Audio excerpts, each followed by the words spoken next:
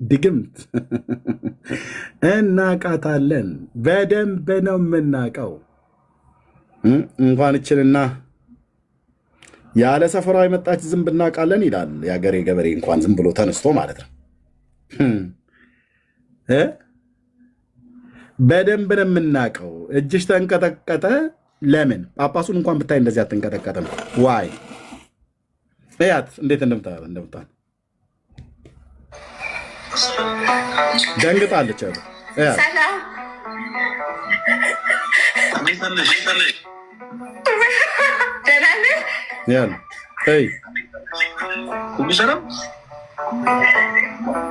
ሰላም ነው። እንዴት ነህ ፈለገ? እግዚአብሔር ይመስገን። ሀይሚ በጣም ማደንቅሽ፣ በጣም ነው ማደንቅሽ። እንዴት ልግለጽ? እጅ እየተንቀጠቀጠ ነው።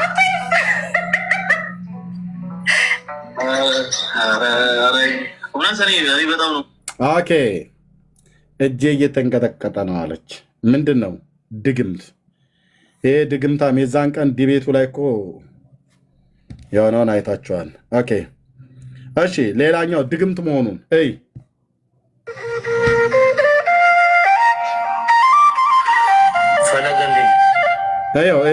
እዩት።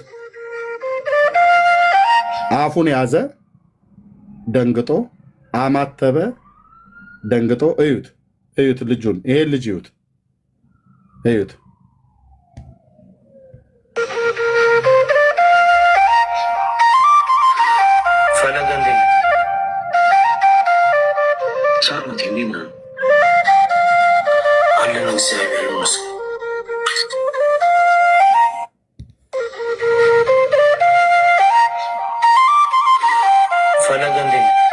እይታይ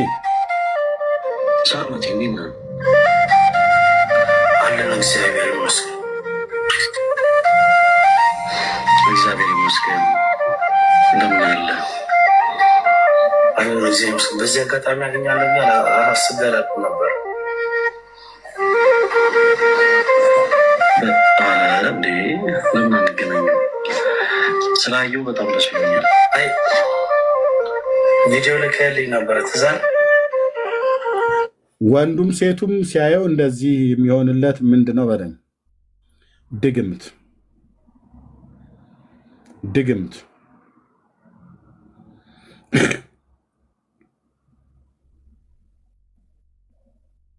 የዲቤቱ ቀን ከኔ ጋር ባደረገ የዲቤቱ ቀን እችን የግራ ጆሮውን ደጋግሞ ይነካት እንደነበረ ስንት ሰው አስተውሎታል? እስቲ ፈለገ ኤርሚያስ ዲቤት ላይ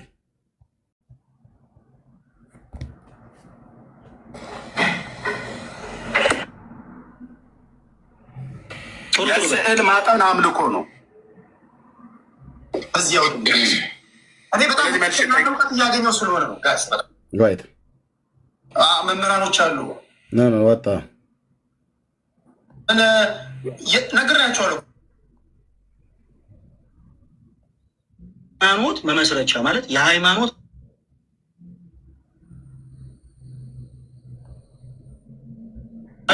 ጨርሳ አዳምጠኝ። መልሰህልኛል እኮ የመጨረሻ ጥያቄ ማለት ጨርሳ ሁለተኛ ቻፕተር ሄዳለሁ። ወደ አንተ እመጣለሁ። ችግር የለውም። ወደ አንተ ነው የሚመጣው። ጨርሰሃል። የዚህኛው ላይ ግን ሀሳብ እሰጣለሁ ማለት ነው። ምንድን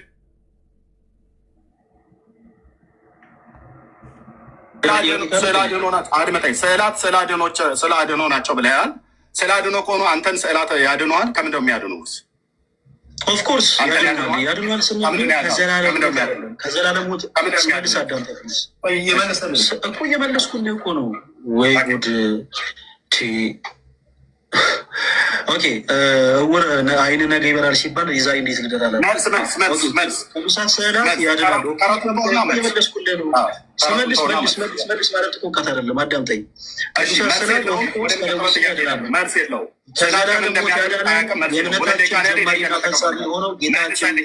አንተ ውርውርን ብለህ ከደዌ ስጋ ያድናል። ከፈለግ አሁን መጽሐፍ ማስረጃዎች ያሳያሉ።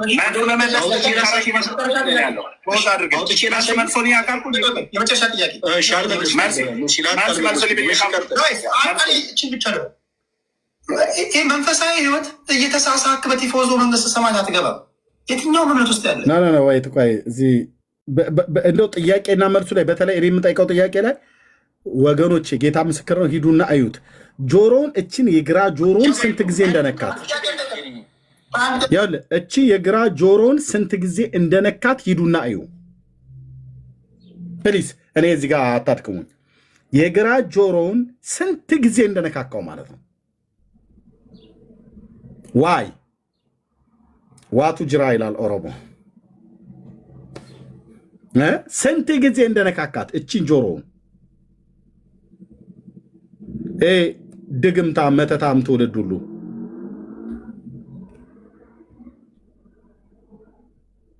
አስመትተ መተ ጴንጤ ፊት ልቆም ነበር አይደል?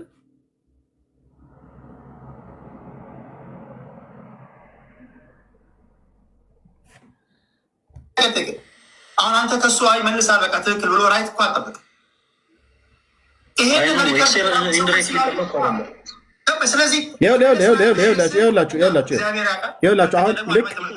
አሁን እንደነካው ደጋግማችሁ ሂዱና እዩት። የግራ ጆሮውን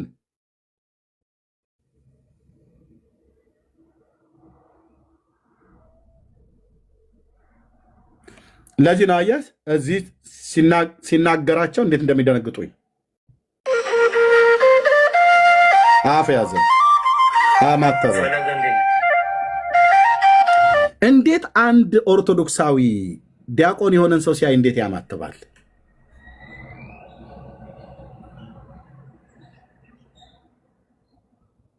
ምክንያቱ ምንድን ነው? እየተሳለመው ነው? በረከቱ እንዲያድርበት ነው? ይሄ እይታ የምን አስተያየት ነው?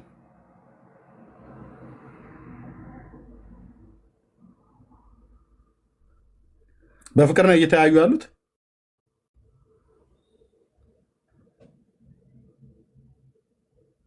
ለምን አማተበ ልጁ? ለምን አፉን ያዘ ልጁ?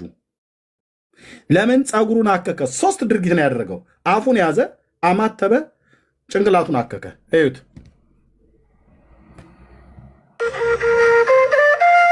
አፉን ያዘ፣ አማተበ፣ ጭንቅላቱን ያዘ። በምን ነው እያየ ያለው? የፍቅር ፊት እንደዚህ ነው አይደል?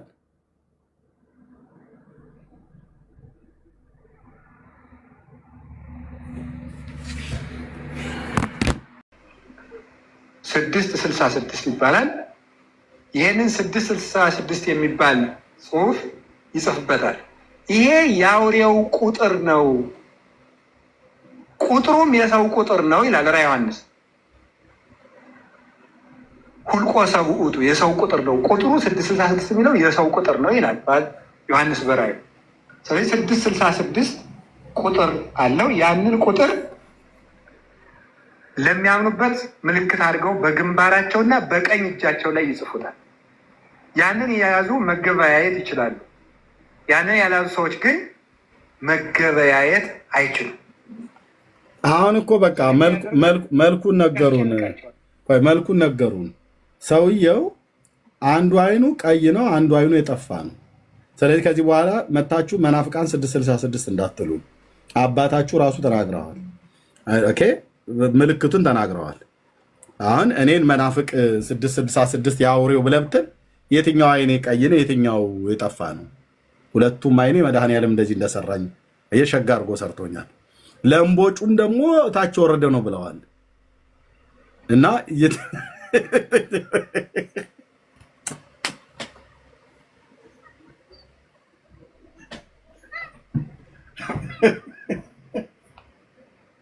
አይ ኦርቶዶክስ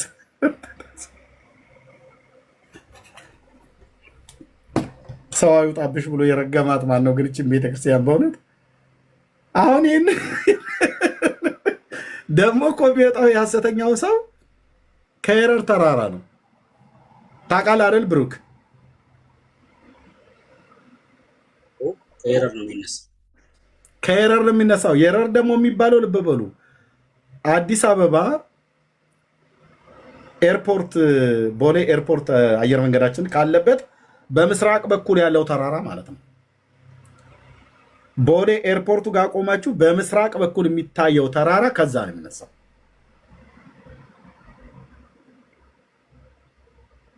ስለዚህ ከኢትዮጵያ ነው ማለት ነው ሐሰተኛው ሰው የሚወጣው።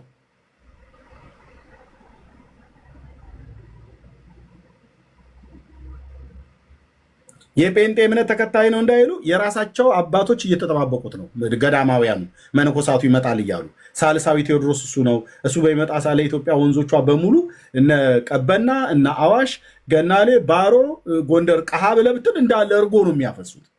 በዚያን ዘመን በዚያን ጊዜ በእውነት በኢትዮጵያ ውስጥ የሚወርዱ ወንዞች የውሃ ምናላይ ቀሃ የሚባለው እሱ ሁሉ ይቀርና በሙሉ የቀሃ ወንዝ ሁሉ እርጎ ነው የሚያፈሳው። የጎንደር ሰዎች በቃ ሚጥሚጣና የሆነ ዳቦ ነገር ይዘው ወደ ወንዙ ጋር ጠጋ ማለት ነው። ይህን ማን የጻፈው? ቤተክርስቲያኒቱ በገድሏ ላይ ገድለ ፊቂጦር፣ መጽሐፈ ሳቤላ፣ ራእየ ሳቤላ፣ ድርሳነ ኡራኤል፣ የማቴዎስ ወንጌል የአንድምታ ትርጓሜ ላይ የተጻፈ እኮ ነው ብዬ የምልህ። እንደዚህ ነው አየህ፣ ወገባ ገዳችሁን የምንሰብረው በራሳችሁ መጽሐፍቶች፣ በራሳችሁ ቪዲዮ። ስለዚህ አውሬው ከየት ነው የሚወጣ ማለት ነው? ከኢትዮጵያ ነው። አባ ገብረ ኪዳን የነገሩን አንድ አይና ነው ብለዋል። አንዱ አይኑ የቀላ ነው፣ አንድ አይኑ የጠፋ ነው። ደግሞ ዛሬ ለምቦጫም ነው ብለዋል። አዳዲስ መገለጥ ነው የሚመጣው።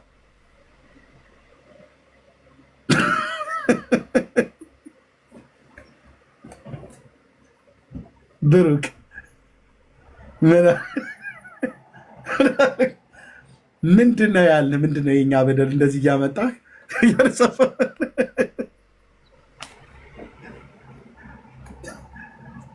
ኖ መልሱ። እስኪ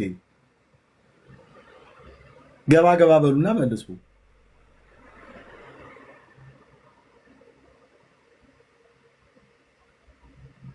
በቃ እንደዚህ ነገሩ አማርኛን እኛው ብቻ ነን የምንሰማው፣ እኛ ኢትዮጵያውያን ማለት ነው። ቻይናዎቹ አያርፉትም አማርኛው፣ ነጮቹም እንደዚሁ፣ አረቦቹም በቃ እንደዚሁ ማለት ነው። ማንም ዞሮ ቻይናዎቹም ወደው ራሽያኖቹም ምንም ነገር አያውቁም አማርኛ። እኛው ነን በቃ በተበታተንበት እንደዚህ እየተፎጋገርን እንኖራለን ማለት ነው። አሁን ይህንን ቢሰማ ዓለም ቢሰማ እነሱ ጨረቃን አልፈው ሌላ ነገር ውስጥ ሄደዋል። በብርሃን ፍጥነት ከዚህኛው ሚልክዌይ ጋላክሲ ሌላኛው ጋላክሲ ላይ ሄደዋል። እኛ ደግሞ ከሌላ ተረት ወደ ሌላ ተረት ነው እየተወረወር እየሄድን ያለ ነው።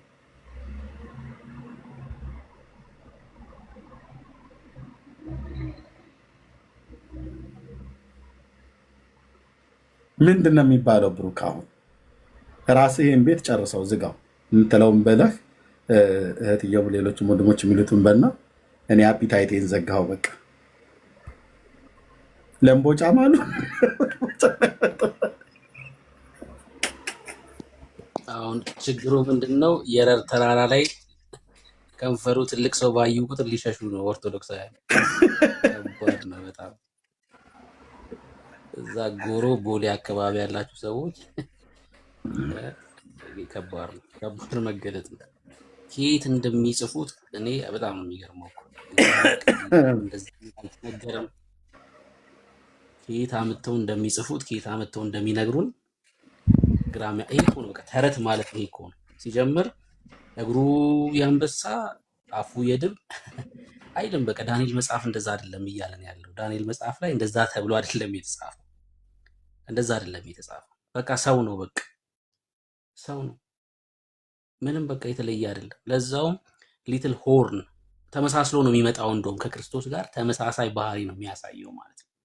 ተመሳሳይ የሆነ ካራክተር ነው ያለው ከክርስቶስ ጋር። ልክ አንቲዮኮስ ኤጲፋኔስ እንደመጣው ማለት ነው። መጽሐፍ ቅዱስ ላይ የለም እኮ እንደዚህ አይነት ሀሳብ የለም። ጌታ መተው እንደሚጽፉልን ማለት ነውና ጥሩ ነው። እንደዚህ ከተገለጠላቸው ጥሩ ነው። ለምቦጫም የሆነ እግሩ ወደ አንድ በኩል ሁለቱም እግሩ ወደ አንድ በኩል ሸፈፍ ያለ፣ አንዱ አይኑ ቀይ ነው፣ አንዱ የጠፋ ነው ብሏል። ስታዩ መሸሽ ነው ስታዩ መሸሽ ነው። እና መጽሐፍ ቅዱስ የማያውቀው ተረቶች በኢትዮጵያ ኦርቶዶክስ አሉ። ዛሬ ካዩት ቪዲዮ ስላዝናናኝ ነው ይሄኛው ቪዲዮ። የኢትዮጵያ ኦርቶዶክስ አሁን ከዚህ ከርዕሱ ጋር በተገናኘ በዚህ በውጭ ግንኙነት መጽሐፏ ላይ ምን እንዳለች ላንብብላችሁ። ከዛ የሚገባ ሰው ካለ እንቀበላለን። እንደዚህ ይላል። ይኸውላችሁ የኢትዮጵያ ኦርቶዶክስ ተዋሕዶ ቤተክርስቲያን ከኦሪየንታል ኦርቶዶክስ አብያተ ክርስቲያን ጋር ያላት የሃይማኖት አንድነት አጽንታና አክብራ የያዘች ስትሆን የምትመራው የምትተዳደረውም ከሐዋርያት በተገኘው ትውፊት መሰረት በቅዱስ ሲኖዶስ ነው። የኢትዮጵያ ኦርቶዶክስ ተዋሕዶ ቤተክርስቲያን ከቀደምት ነቢያት ጀምሮ ለሃይማኖት አባቶች፣ ለቤተክርስቲያን መሪዎች በነበራት ፍቅርና መንፈሳዊ አክብሮት የእስክንድሪያ ቤተክርስቲያን የኒቅያ ጉባኤ ውሳኔ ነው ብላ በጻፈችው የተንኮል ድንጋጌ ለ1600 ዓመታት ከራሷ ልጆች ሳትሾም ከእስክንድሪያ ጳጳሳትን እየተቀበለች ስታስተናግድ ኖራለች። በተንኮል በተጻፈ ደብዳቤ ይላል የግብፅ ቤተክርስቲያን የኒቅያ ጉባኤ ውሳኔ ነው ብላ በተንኮል በጻፈችው በደብዳቤ ለ1600 ዓመት በጣም እጅግ በጣም ብዙ ወርቆችን እየከፈለች ነበር የኢትዮጵያ ኦርቶዶክስ ከግብፅ ጳጳስ ታመጣ የነበረው። ቤተክርስቲያኒቱ ለ1600 ዓመታት በእስክንድሪያ ቤተክርስቲያን ስር በኖረችበት ጊዜ ከግብፅ የሚመጡ ጳጳሳት የእኛን ቋንቋ ባለማወቃቸው እኛም የእነሱን ቋንቋ ካለማወቃችን የተነሳ ባለመግባባት ብዙ ድክመት ታይቷል። በምልክት ነበር ይሰሩ የነበሩት ማለት ነው። ጳጳሱ የግብፁም የመጣው የኢትዮጵያን ቋንቋ ያቅም እኛም የእነሱን አናቅም። በቃ በቋንቋ ብዙ ድክመት ታይቷል ይላል። ቀጥሎ እንደዚህ ይላል። በጣም ትልቁ ፖይንት ይሄ ነው። ቅድም ኤርሚ ሲናገር የነበረው ማለት ነው። የክርስትና እምነት እስከ ጎረቤት የመላው አፍሪካ አህጉር ሊደርስ ሲችል በሀገር ውስጥ እንኳ እንደሚገባ አልተስፋፋም። ቀድሞ ከነበሩት ትምህርት ቤቶች በቀር ትምህርት ቤቶች በከፍተኛ ደረጃ አልተቋቋመም። ያን ጊዜም በነበረው የግብፃውያኑ ተጽዕኖ ምክንያት የውጭ ግንኙነታችን በሰፊው አልተዘረጋም ይላል። እንኳን ወንጌል ጎረቤት ሀገር ሊደርስ ይቅርና ኢትዮጵያ ውስጥ እንኳን በዚህ ምክንያት አልተስፋፋም ይላል። እውነት ነው። ወንጌል ወደ ኢትዮጵያ የገባው የአውሮፓ ሚሽነሪዎች ሲመጡ ነው አይደል? ክርስትናው ራሱ በደንብ የተስፋፋው የተለያየ አካባቢ ላይ ክርስትና የተነገረው፣ ደቡብም ኦሮሚያም ወንጌል የተነገረው ያኔ ሲመጡ ነው። እነሱማ አልሰሩም። ምክንያቱ ምንድን ነው አሉ? ግብፅ በሰራችው ሴራ ተንኮል ነው ብለው በመጽሐፋቸው ላይ ይሄ የኢትዮጵያ ኦርቶዶክስ የውጭ ግንኙነት መጽሐፍ ነው፣ እምነቴ ይሄ ነው ብላ ባስቀመጠችበት መጽሐፍ የተጻፈ ማለት ነው። እንኳን ጎረቤት ሀገር ይቅርና ኢትዮጵያ ላይ እንኳን ወንጌል አልተስፋፋም። በዚህ ምክንያት ብዙ ወርቅ እየተከፈለ ነበር የሚመጣ የነበረው።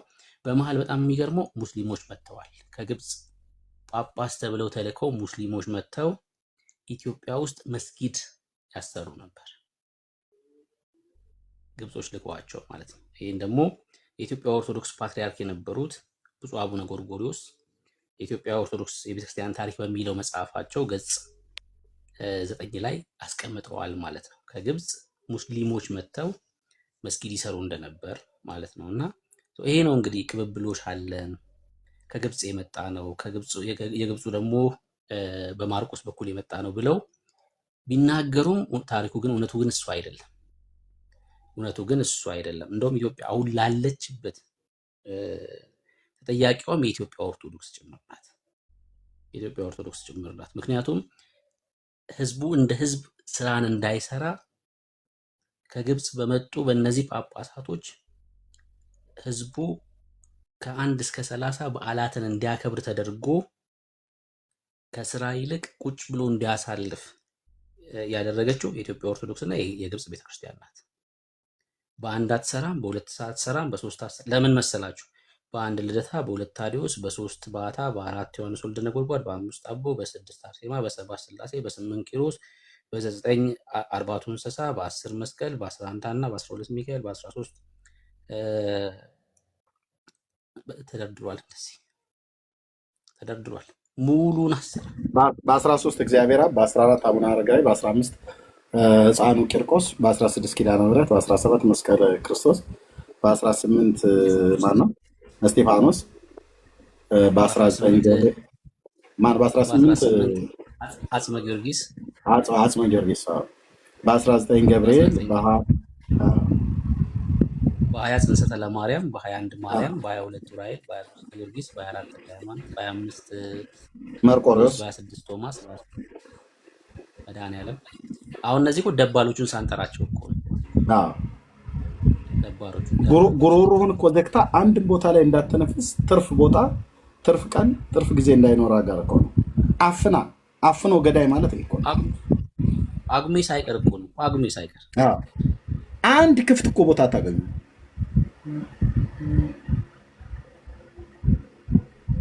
ለምን በእያንዳንዱ ቀን የሚበላ ነገር አለ፣ የሚጠጣ ነገር አለ። ደግሳ አንተ ቀይና አልጫ ክክ ወጥህን ታመጣለህ፣ እነሱ ይበላሉ፣ አንተ ትበላለህ፣ እነሱ ይበላሉ።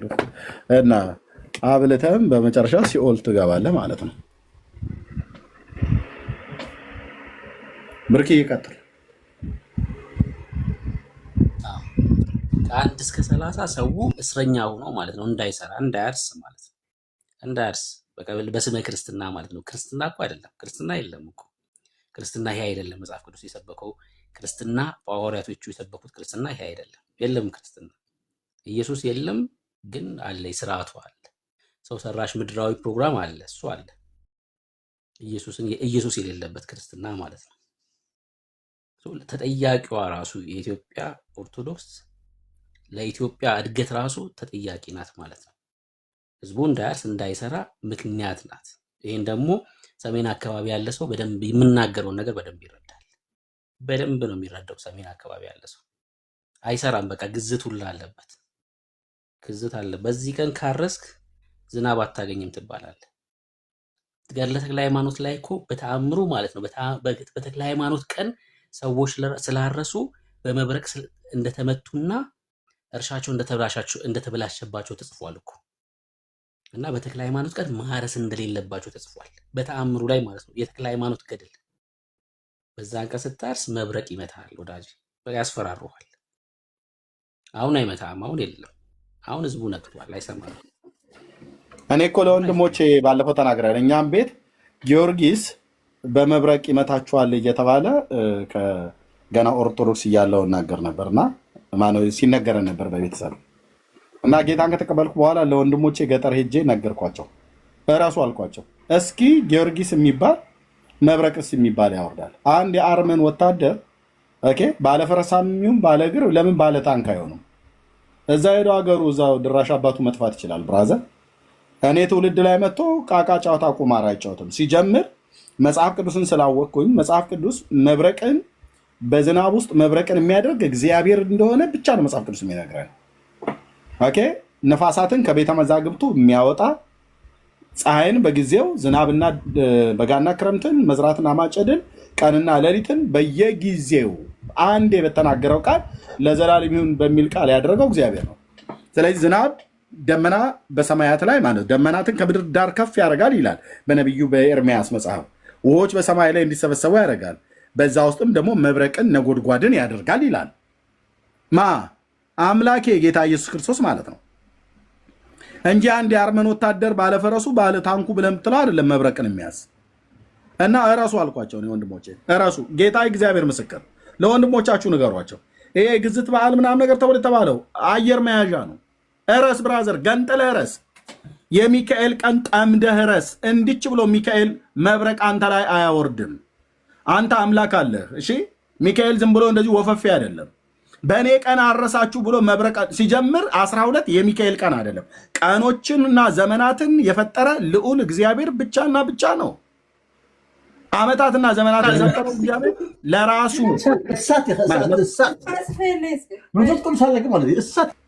ወርዛ ዘበል እና ቀናትን ዘመናትን የፈጠረ እግዚአብሔር ነው። በ12 ሚካኤል ነው ብሎ ያለው ማን ነው? በ12 ሚካኤል ነው ብሎ ያለው ተንኮለኛ የሆኑ ግብጾች ናቸው። አምጥተው ዙል የተባለውን ጣዖት ያመልኩ ነበር። ከግብፅ ጳጳሳት ለ1600 ዓመት ሲመጡ እነዛ አምጥተው ያው 10 ምንድነው አንድ ሞኝ የተከለውን 10 ብልህ አይነቅለውም ብሎ እንዳለው አምጥታ ግብፅ የምትባል ብልህ አምጥታ ተከለችው ኢትዮጵያ ውስጥ። ይኸውኛ ሞኞቹ መንቀላቃተን 10 ሞኝ 10 ኢትዮጵያዊ ሞኝ የተማረ ዲግሪ ያለው ኮሌጅ የበጠሰ በጣጥስኩ ብሎ የሚል ከኢትዮጵያ ሰሜናዊ ክፍል ከጎንደር ከትግራይ ጀምረ እስከ ደቡብ በምስራቁም በምዕራቡም ብትሄድ አንድ እንኳን የነቃ ትውልድ የለም። መፍዘዝ ብቻ። አያቴ እንዲፈዛ ነበር የነበረችው እና አባቴ መፍዘዝ እና ያስተማረኝ እኔም ፉዞ እንደሆንኩ ነው የምቀጥለው የማለት እኮ ያለው እና ግብፅ ከላይ ቲማቲምና ሽንኩርት ለአረብ ገበያ ለአውሮፓ ገበያ ታቀርባለች። እኛስ አባይ እየወረደ ማለት ነው። አባይ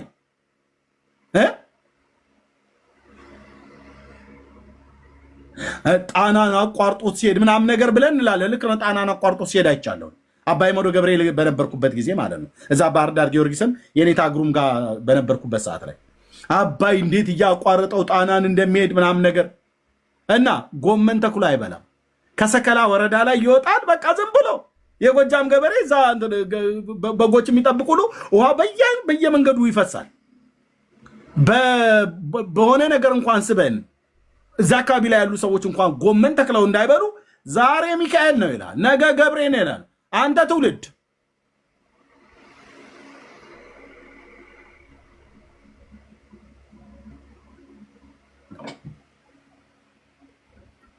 ዛሬ እመቤቴ ነች፣ በእመቤቴ ቀን እንዴት ብሎ ይላል።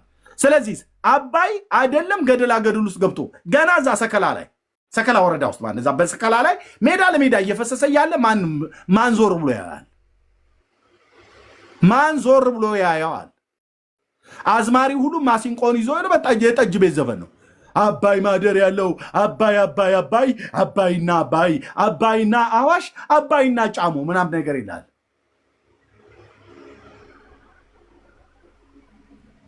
ከዛ ባለፈ ውሃ በፈለቀበት ቦታ ላይ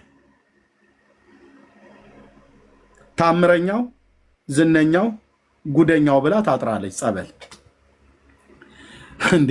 ወንዞቻችን ሁሉ ራሱ ነፃ መውጣት አለባቸው አይመስልም? ምንጮቻችን አርነት መውጣት አለባቸው ከቅኝ አገዛዝ ማለት ነው። ምንጮች በፈለቁበት ቦታ ላይ የምንጭ ውሃ እንኳን እንዳንጠጣ የእንትና ጸበል ነው ትላለች። ታምረኛው የበርሜሉ ጊዮርጊስ ትላለች። ሚኔራል ወተር እኮ ነው። ሚኔራል ወተር የሚባለው ይሄ የከርሰ ማዕድን ምናምን ነገር ልክ እንደ አምቧ እኮ የሚፈላ ነው። የበርሜሉ ጊዮርጊስ፣ የድስቱ ኪዳነ ምሕረት፣ የጋኑ ተክለ ሃይማኖት እያለች ማለት ነው። አሁን የበርሜሉ ጊዮርጊስ የሚባል ሰሜን ጎንደር ላይ ማለት ነው እንዳለ ሄደው ህዝቡ ባለፈው በወረርሽኝ እምሽክ ብለው ሞቱ።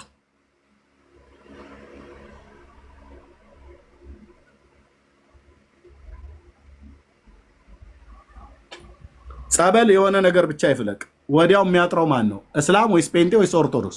ኦርቶዶክስ አትወድም አልኩ። ውሃ ሲፈልቅ አይታ ቶሎ አጥራ ታምረኛው ጉደኛው ዝነኛው ጸበል ትልላለች። እኔ የታዘብኩትኝ ኦርቶዶክስን የታዘብኩት መገናኛ ዘርፈሸዋል ትምህርት ቤት ጋር አገር የሚያውቀው ዓለም የሚያውቀው ታክሲ ማጠቢያ የነበረና እነዚህ የጎዳና ልጆች እግራቸውን የሚታጠቡበትን ቦታ ቀለበት መንገዱ ሲሰራ ሲቆፈር እዛ አካባቢ ላይ ውሃው በደንብ ፈለቀ። ያኔ ጭልጭል ነበር ብሎ የሚለው ከዛ ወዲያውኑ ታምረኛው የቅዱስ እግዚአብሔር አብ ጸበል ብላ ጥራ አረገች። ዘርፈሸዋል ትምህርት ቤት ጋር አታም ስል ብራዘር ዘርፈሸዋል ትምህርት ቤት ጋር አዲስ አበባን የምታውቁ ነበርኩ እኔ ያኔ እዛ ላምበረት ዶሮ እርባታው ጋር ኤልፎራ ዶሮ እርባታው ጋር ቤት ተከራይቼ ነበር። ገና ከገጠር እንደገባው ነው እንደወረደ ቆምጬ ነገር ነኝ። ግን አይቻለሁ።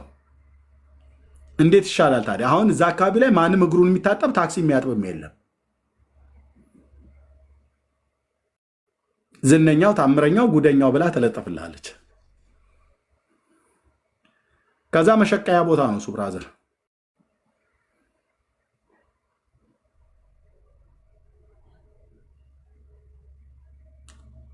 አንዳንድ ዱርዬ የሆኑ ከዚህ በፕሮቴስታንት የሚጠሩ ነቢያት ነን እያሉ ገስታውስ ውስጥ ሴቱን እያስገቡ የሚያስነውሩ እንዳሉ ሁሉ እዛም ጸበልተኛውን እያለ ብራዘር ባለፈው እኮ ተናገረች። ነይ ተጠመቂ ብሏት በሙሉ አውልቂው፣ ፓንትሽንም ጡት ማስያሽንም አውልቂው ብለው አሏት።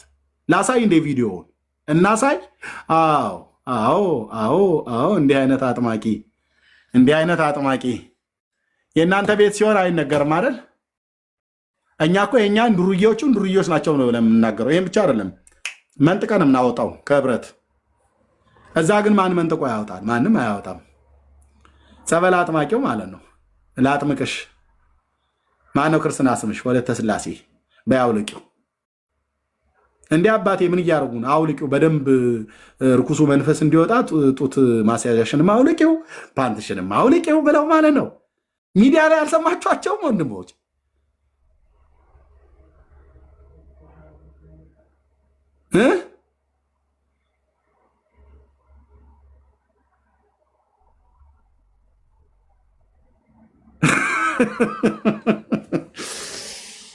ወይ አውልቂው መድኃኒዓለም አይፈቀደልንም እንጂ በድሮ ቢሆን ኖሮ በገጠርኛ መድኃኒዓለም ሙላሃኒ አውልቃውና ይልልህ ነበር የሀገሬ ገበሬ። አውልቂው ይላል። እንደዛው ነው። አውልቂው ትላለህ አይደል? እንዲህ አይነት አጥማቂ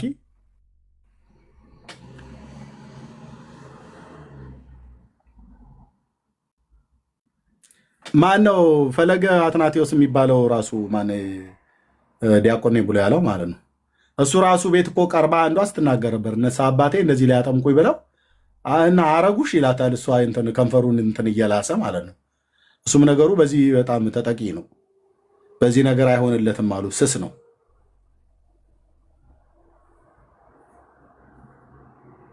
ለዚህ ነው እንደ ጠበል ቀማሽ የድግስ ቤት ማማሰያ ይመስል ያገኘበት የሚገባው።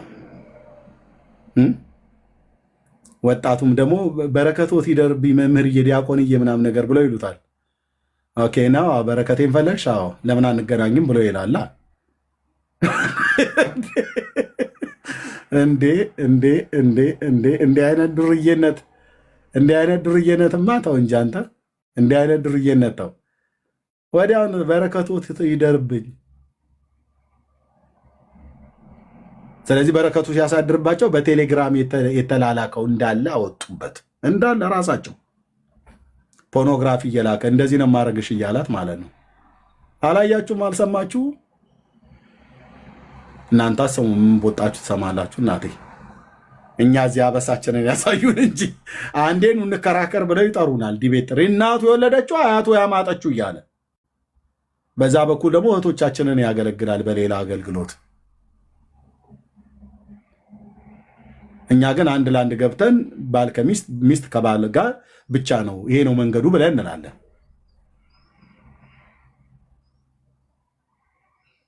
ሰውየው እለም ያለ አስደጋሚ ነው። አስደግሞ እኛ መቻጣኑ ቤቱን ግርማ ሞገሱን ግን አይተሸዋል ይላል። እንዴ ወንድም አለም እውነትህን ነው። አሁን ፈለገ አሁን ከሌላ ኢትዮጵያውያን የተለየ እውነት እንዲህ እንደው እህቶችን የሚያማልል ቁመና እህቶችን የሚያማልል መልክ ኖሮት ነው። እኔ መልኩን እየናኩ አይደለም፣ ግን እንደው ከኢትዮጵያ ወንዶች በጣም ይሄ ዘንጠፍ እንደው ዝንጥፉ ምናምን ነገር ብለህ የምትለው አይነት ነገር ነው እህቶች አይደለም። ታዲያ መተት ማለት ነው።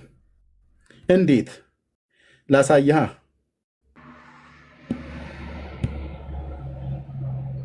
እነዚህ ናቸው ካህናት ተብለው የጴንጤ ክህነት ካህነን ብለው ይላሉ እንጂ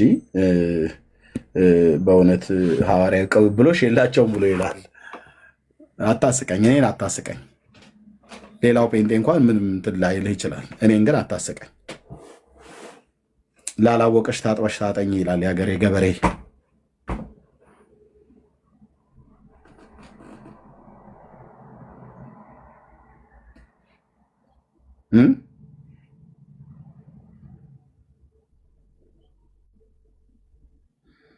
እንዲህ አይነት ቀልድ ተው። ካህናት እንቀጥለዋለን። ካህናት በመጽሐፍ ቅዱስ በብሉይ ኪዳንና በአዲስ ኪዳን ካህናት የሆኑት አሉ። በማን ነው ካህን የሆኑት?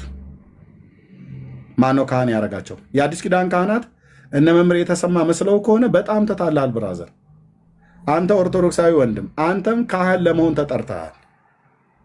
ማን የጠራ? በክርስቶስ ኢየሱስ ስታምን ይህንን ክህነት ትቀበላለህ። ካህን ማለት አገልጋይ ማለት ነው። ኦኬ፣ አገልጋይ ማለት ነው። ማንም ታገለግለው እግዚአብሔርን እና ህዝቡን። በምን ደም ታገለግለው?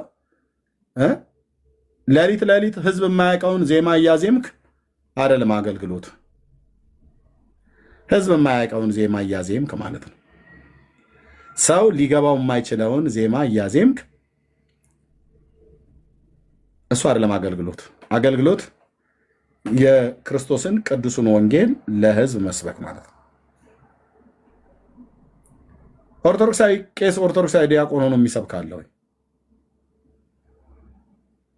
የለም።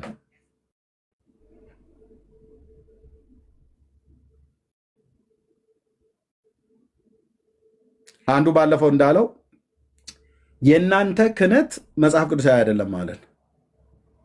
እስቲ የእናንተ ክህነት መጽሐፍ ቅዱሳዊ ነው ወይ ብለው ለምን ቤት ከፍተው አይጠይቁንም? እኛን እግራችን እስኪሰባበር ነበር የምንገባው። እንዳለ ገዝቱን እኛ ነበር የምንሞላው።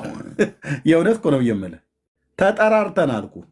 የተኛ ካለ ቀስቅሰን፣ ብሩክ ገብቶ ከሆነ እኔ ጋር ደውሎ ቀስቅሶኝ፣ እሱ ተኝቶ ከሆነ እኔ ደውዬ ቀስቅሸው ና ግባ እንግባ ብዬ እንሄድ ነበር። ለምን? መጽሐፍ ቅዱሳዊ መሆኑን አበጥረን ብሉይና አዲስ ኪዳንን ስለምናሳይ በመጽሐፍ ቅዱስ በመረጃ ማለት ነው። የአዲስ ኪዳን ካህናት እነማን ናቸው? በክርስቶስ ኢየሱስ አምኑ በስሙ ንስሐና የኃጢአት ይቅርታቸውን ያገኙ የንጉሥ ካህናት ቅዱስ ሕዝብ ናቸው። ከድቅድቅ ጨለማ ወደሚደነቅ ብርሃኑ የጠራቸው የእሱም በጎነት እንዲነግሩ መጽሐፍ እንደዛ ነው ብሎ የሚለው። ኦኬ። በክርስቶስ ኢየሱስ ንስሐና የኃጢአት ይቅርታቸውን አግኝተው ከዘላለም ፍርድ ከዘላለም ሞት በእግዚአብሔር ልጅ በኢየሱስ ክርስቶስ አምነው የዳኑ ያገኙቱ እነሱ የአዲስ ኪዳን ካህናት ናቸው እንጂ እነዚህ ከታች የህንድ ልብስ የሚመስል የለበሱ እና የሆነ ጥምጣም ጭንቅላታቸው ላይ ጠመጠሙ እነሱ አይደሉም የእግዚአብሔር ካህናት። እውነቱን ልንገራችሁ፣ ቅዱስ እግዚአብሔር ምስክር ነው። አይደሉም። እነዚህ ካህናት የእግዚአብሔር ካህናት አይደሉም። ካህናት አዕይንተ እግዚአብሔር ናቸው፣ የእግዚአብሔር አይኖች ናቸው ይላል። እውነት አዕይንተ እግዚአብሔር የተባሉት እኮ ናቸው ጥንቆላና አስማት መተትና ድግምት ሲሰሩ የሚውሉት። የእግዚአብሔር አይኖች ናቸው ብለው ያሉት መስተፋቅር ሲሰራልህ ይውላል። አንደ ርብ ጥላ ይልልሃል።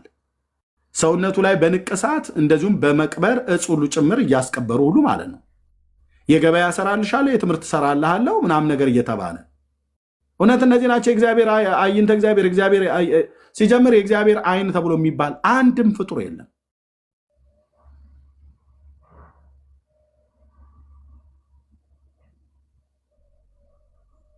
አንድም የእግዚአብሔር አይኔ ነኝ፣ ጥፍር ነኝ፣ ቀንድ ነኝ፣ እጅ ነኝ ብለህ ልትል አትችልም። አርፈህ ተቀመጥ እዛው። እንዲህ አይነት ተረታችሁን አምጥታችሁ ማያቀዝ ብላይ ታወራለህ እንጂ እንዴት ነው አንተ የእግዚአብሔር አይን የምትሆነው? ምን ማለት ነው የእግዚአብሔር አይኖች ማለት? የእግዚአብሔር አይኖች ወደ ጻድቃን ናቸው፣ ጆሮቹም ለጸሎታቸው የተከፈተ ነው ብሎ የሚለው የእግዚአብሔር አይኖች ማለት እነ መምሬ እንትና ከሆኑ እነ መምሬ እንትና አይን ነው ወደ እነ እንትና።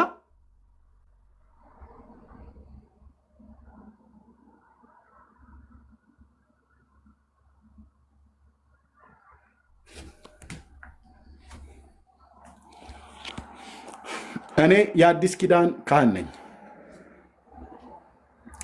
በክርስቶስ ኢየሱስ ታምኛለሽ እህቴ፣ አንቺም የአዲስ ኪዳን ካህን ነሽ። በክርስቶስ ኢየሱስ ታምናለህ ወንድሜ። በስሙ ንስሐና የኃጢአት ይቅርታን አግኝተሃል። የእግዚአብሔር ልጅ የመሆን ስልጣንን ተቀብለሃል። ጌታን በመቀበልና በማመን ከዘላለም ፍርድ ድናል። መንፈስ ቅዱስ በአንተ ውስጥ እንዳልደረ ታምናለህ። ድምፁን ትሰማለህ። የዘላለም ሕይወት እንዳለህ በእግዚአብሔር ልጅ በማመንህ እንደማይፈረድብህ ታምናለህ። አንተ የእሱን በጎነት ልትናገር የተመረጥህ ትውልድ፣ የንጉሥ ካህን፣ ቅዱስ ሕዝብ፣ ለርስቱ የተለየ ወገን ነህ። ብራዘር ነሽ እህቴ፣ እንጂ የሆነ ጳጳስ ፊት ቀርበህ ሰላም ሰላም ለዝክረ ስምኪ ሐዋዝ ብለህ የሆነ በግዕዝ የተጻፈ ነገር ሸምድደህ እሱን ስላልክ አይደለም ካህን የምትሆነው። ውዳሴ ማርያም የሚባል መልከ ማርያም የሚባል ተረታ ተረት እሱን ሸምድደ ይዛ አይደለም ዲያቆን የምትባለው ወይ ካህን የምትባለው። እኛ የምናውቃቸው የእግዚአብሔር ካህናትና የእግዚአብሔር ዲያቆናት መጽሐፍ ቅዱስ ላይ እነ እስጢፋኖስ ወንጌል ሲሰብኩ ነው። ኦኬ ወንጌል ሲሰብኩ ነው የምናውቀው። የዘንድሮ ካህናት ደግሞ ውዳሴ ማርያም ሲደግሙ ሰኔ ጎልጎታ ሲደግሙ ነው የምናውቀው።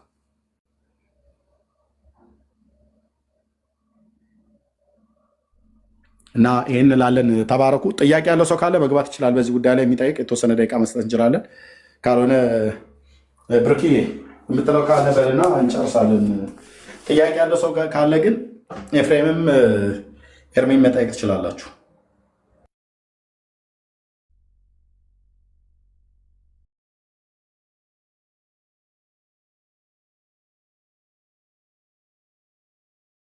ወንድምነት አለህ?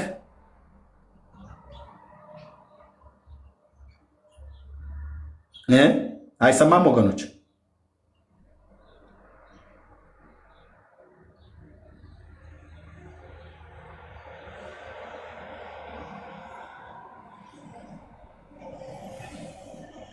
እሺ የሉም ማለት ነው።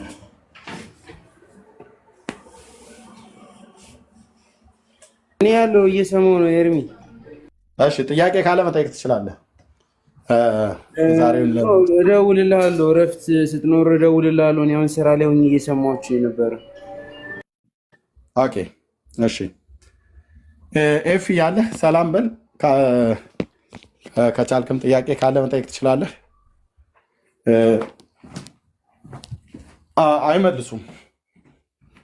አይመልሱም። ሰላም እርምዬ፣ ሰላም እና ጸጋ ይብዛልኝ። አሜን። ደስ ብሎኛል። ሰላም ልበል። ስራ ላይ ስለሆንኩ ነው። ደስ ይላል በጣም። ስላየሁት እንኳን ከፈትኩ ስላየሁ ደስ ብሎኛል። እርምዬ ተባረክ። ቀጥሉ። ብሩኬ ሰላም ነው። ሁላችሁም ሰላም ብያለሁ። ቀጥሉ እርምዬ። እሺ ተባረክ። እሺ መልካም። ብሩኬ ያለ ወንድምነት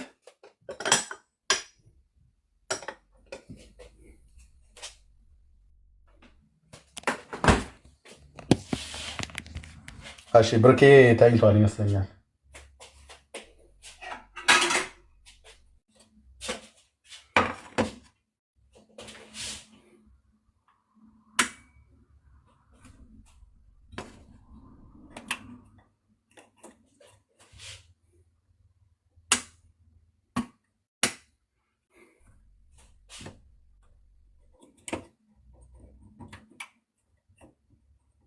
እሺ ኤርሚ እደውልልሃለሁኝ፣ ሲመች ታነሳልኛለህ ወይ? እሺ ችግር የለም ደውልልኝ። እደውልልሃለሁ። ያው እኔ ዝም ብዬ ታች እዚሁ እየሰማሁ የነበረ ትምህርቱን፣ ጥያቄዎችን በውስጥ ጠይቃለሁ። ችግር የለም ትችላለህ። እሺ ኤርሚ ቴንኪው፣ ተባረክ። አመሰግናለሁ። አሜን። እሺ ቴንኪው። እሺ ሌላ ጥያቄ ያለው ሰው ካለ መምጣት ይችላል።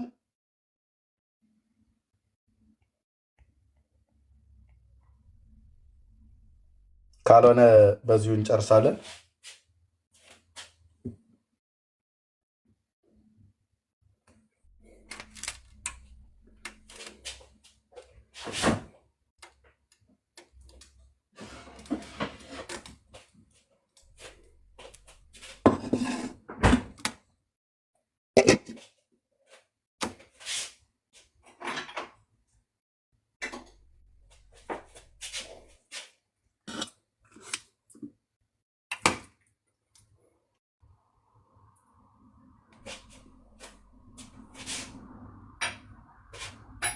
ኦኬ እሺ ከሌለ ጌታ ይባርካችሁ።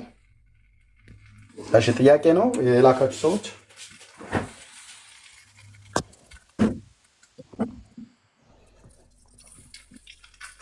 ኦኬ የገባው ሰው አይ ኔትወርክ ቀይ ነው አንተ ኔትወርክ የማይሰራ ቀይ ይበራባል። እሺ ጌታ ይባረክ። ይሄ ነገር በደንብ ነው የምንቀጥለው። አንድ ለነሱ አንድ እድል ሰጥና ከዛ በኋላ በትምህርት ነው የምዘጋው። ይሄንን ጉዳይ እንማርበታለን። ጸጋና ሰላም ከእናንተ ጋር ይሁን። ተባረኩ። እንግዲህ ቀን ለሆነ መልካም ቀን ምሽት ለሆነ ደግሞ መልካም ሌሊት ይሁንላችሁ። የአዲስ ኪዳን ካህናት ነን። የአዲስ ኪዳን ካህናት እነ መምሬ እንትና አይደሉም። አንተ በክርስቶስ ኢየሱስ ካመንክ ካህን ነህ። የአዲስ ኪዳን መጽሐፍት እንዳለ የሚናገረው ይህንን ነው። የብሉይ ኪዳን መጽሐፍትም ላይ ደግሞ እግዚአብሔር ከአንድ ህዝብ ከእስራኤል ህዝብ ውስጥ ከ12ቱ ከነገደ እስራኤል አንዱን ነገድ መርጦ እግዚአብሔር ካህን አድርጓል። ያ ዘመን የነበረበት ዘመን አለ። የእግዚአብሔር ካህናት የተባሉት በሁለቱ ኪዳናት እነማን ናቸው? ምን ተምረው ምን አውቀው ነው ካህን የሚባሉት? መጽሐፍ በዚህ ጉዳይ ላይ ምን ያስተምራል? የክህነታቸው ስራ ምንም እንደሚሰሩት አሁን በሌሎች ሃይማኖቶች እኛን በሚከሱንና ሊያቃልሉን በሚፈልጉ ሃይማኖቶች ውስጥ እነሱ እንደሚያደርጉ በክርስቶስ ቤተክርስቲያን ታሪክ ውስጥ እንደዚህ ያደረገ ነበር ወይ ብለን ስንጠይቃቸው አንድም የለም። አሁን እነ መምሬ እንትና መስቀል ይዘው በየመንገዱ እየዞሩ በየሰው ቤት እየዞሩ ጠላ እየጠጡ እናስራለን እንፈታለን እያሉ እንደሚሉት እውነት እነ ቅዱስ ጴጥሮስ እንደዚህ ያደረጉ ነበር ወይ ሐዋርያቱ ብላችሁ ስትሉ በታሪክ ውስጥ በመጽሐፍ ቅዱስ ውስጥ አታገኙትም። የለም። ስለዚህ ያቃለልን አይደለም። የኦርቶዶክስ ክህነት መጽሐፍ ቅዱሳዊ ነው ወይ ብለን ስንጠይቅ በመረጃ ላይ ቆመን ነው የሚያወራ ሰው። ቅድም መምህር መጥተው ነበረ። ሌሎችም ከመጡ ይመጣሉ፣ ካልመጡ ግን እኛ በደንብ እናሳያለን። ጸጋና ሰላም ይብዛላችሁ። ተባረኩ። እውነትን ፈልጉ። እውነት ኢየሱስ ነው። እውነት የእግዚአብሔር ቃል ነው እና ራሳችሁን አታታሉ። ወደ ጌታ ተጠጉ። ዘመኑ አልቋል። ከጌታ ጋር ተስማሙ ብለን እንላለን። ያልዳናችሁ ወደ መዳን ወደ ጌታ መዳን እንድትመጡ በስሙ አምናችሁ የኃጢአታችሁን ይቅርታ እንድታገኙ የዳናችሁም ደግሞ በዮሐንስ ምስክርነት አይቻለሁ፣ አምኛለሁ። ይሄ መጽሐፍ ቅዱስ አይቼ ከዛ በፊት ግን የእግዚአብሔር በግ አለ ተብሎ የተናገረ ነገር የለም።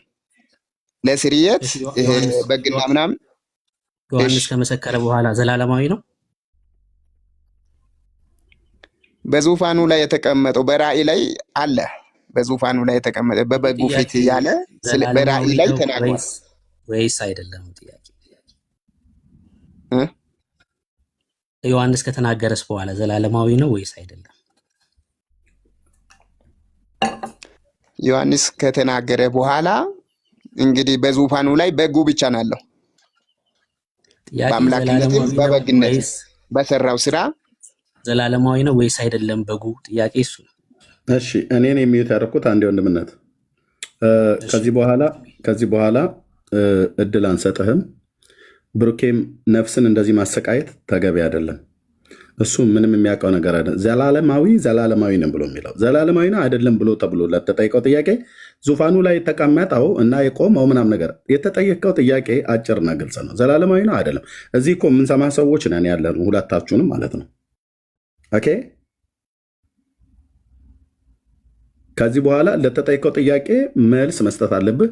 አንተም ለምጠይቀን ጥያቄ መልስ መስጠት ግዴታችን ነው። አማርኛ ልትማር ከሆነ ሄደ ትምህርት ቤት ገብተህ ተማር። ኦኬ ቴንኪው። ጨርሻለሁ። የመጨረሻ እድል እሰጥሃለሁ። ከገባው ጊዜ እንኳን ጀምሮ ከወንድምነት ጋር ስታወራ የተጠየቀውን ጥያቄ አትመልስም። ብሩኬም ወንድምነት እንደገናም ሲያወራ የተጠየቀውን ጥያቄ አትመልስም። አንተም የምጠይቀን ነገር ካለ ካልመለስን እኛ ነን ማፈር ያለብን ማለት ነው። ኦኬ ቤቱ ስርዓት መኖር አለበት። አክብረንህ ነው እያወራን ያለ ነው። ካልሆነ እታች ወርደህ ታብና ኮፕሊንግ ሼር ያድርግ። ያው ዝንብ የበላው አቶ ማን ነው የሟቹ ሰውዬ ትምህርት ነው እንደዚህ ያደረገህ ማለት ነው እንጂ እንዴት ነው ቀጥታ ለምትጠይቀው ጥያቄ የማትመለሰው? በዙፋኑ ላይ ተቀምጠው በጉ ዘላለማዊ አይደለም ተብሎ ሲባል በዙፋኑ ላይ ተቀምጧል። አይ እንደዚህ ደገፍ ነው ያለው ብሏል ዮሐንስ ካለው በኋላ ግን አላለውም። እንደዚህ አይነት ነገር ተው። ኦኬ ወንድማ፣ አጭር እድል ወንድምነት ድጋሚ ጠይቀው። ከመለሰ ይመልሳል፣ ካልመለሰ እጄ ዲስኮኔክትድ ነው ያለው። ጠይቀው። ቤቱን አሰልች አታደርገውም። ጠይቀው ወንድምነት። ከመለሰልህ መለሰልህ፣ ከመለሰልህ እኛም ሲጠይቀን እንመልስልታለን በአግባቡ። ቴንክ ዩ። አባትህ ነው የበላው። አሁን መልስለት። ለብሩኬ መልስ የኔን ተው። ስድብ አይደለም እኮ ስድብ አይደለም። መጽሐፋችሁ ላይ ያለ ነገር መጽሐፋችሁ ላይ የተጻፈ ነው። ዝንብህን የበላው ተክለማርያም ገዛኸኝ የተባለው ዝንብ በይ ሰውዬ እሱ ያመጣው ትምህርት ነው። ኦኬ አንተም አብረህ ዝንብ ማለት አንተም ወርደህ ታች ዝንቦችን እየለቃቀምክ መብላት ትችላለህ። ይሄ ነው በዝንብ መብላት የመጣ ትምህርት ማለት ሊትራሊ ነው። ወንድሞች እናቶች፣ ወንድምነህ ከፈለክ እሱን ሃይላይት ልሰጣቸው ይችላል። ሊትራሊ ነው የተደረገው። 4 ዝንብ በልቶ ተክለማርያም ገዛኝ የሚባል ሰውዬ የኢትዮጵያ ምድር ላይ ያመጣው ትምህርት ነው ይሄ የዚህ ሰው ትምህርት ማለት ነው። ስለዚህ ሌላ በስርዓት ለተጠይቀው ጥያቄ መመለስ የሚችል እኛም ለምጠይቁን መልስ መስጠት የምንችል ነው መምጣት ያለበት። ታች ሰው እየተበሳጨ መስማት የለበትም። አዝግ አታድርጉት ፕሮግራሙ። የምትገቡ ሰዎች ለምንጠይቃችሁ ጥያቄ መልስ ስጡን። ቴንኪው ወንድምነህ ቀጥል። ይሄ ኖረም እዚህ ገስት ላይ ተቀምጦ ምንም የሚመልሰው ነገር የለም፣ ወጥቶም ምንም የሚጎዳው ነገር የለም። ምንድነው ኤርሚ እዚህ ጥያቄ ላይ መመለስ ያልፈለገው ምን ያህል ራዕይ መጽሐፍ ትምህርታቸውን እንደሚያፈርስ ስለገባው ነው ልጁ። ምክንያቱም ይሄ የዓለምን ኃጢአት የሚያስወግደው የእግዚአብሔር በግ በዙፋኑ ላይ የተቀመጠ ነው፣ የኛ ኢየሱስ ማለት ነው። በእውነት ነው የምላችሁ የኛ ጌታ። ለዛውም በረከት፣ ክብር፣ ምስጋና፣ ኃይል ከዘላለም እስከ ዘላለም በዙፋኑ ላይ ለተቀመጠው ለበጉ ይሁን ሲሉ ሰማው ይላል። ከዘላለም እስከ ዘላለም የሆነ ማለት ነው። እና ራዕይ መጽሐፍ ላይ ምን ያህል ትምህርታቸውን እንደሚፈርስ ገብቶታል ልጁ። ለዛ ነው ስግደትም ሲጠየቅ ዘላለማዊነቱም ሲጠየቅ መመለስ ያልፈለገው ለዛ ነው። ለምን በጉ እነርሱ ከማርያም የጀመረ ብሎ ስለሚያምኑ ማለት ነው። ገብቷችኋላ? ሰው ብቻ የሆነው ነው ወልድ ሰው ብቻ ነው ብለው ስለሚያምኑ ዮሐንስ ደግሞ በቃ አፍርሶታል፣ ትምህርታቸውን አፍርሶታል። እንቀጥላለን። ሌሎች ካላችሁ መግባት ይችላላችሁ። ሌሎች ካላችሁ መግባት ይችላል። እሺ ያያ እንኳን ደህና መጣ።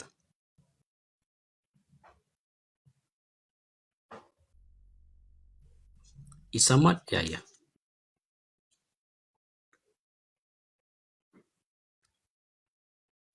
እሺ ካልመለስክልን አልገባም እኮ ወንድሞች፣ እኔ ጋር አልገባም። የሆነ ነገር እየሆነ ነው ያለው። አልገባም ይታያል እኛ ጋር፣ እኔ ጋር አልገባም አይደል? ሪኩዌስት ላይ ነው እኔ ጋር የሚታየኝ። ተቀብየዋለሁ ግን ሪኩዌስት ላይ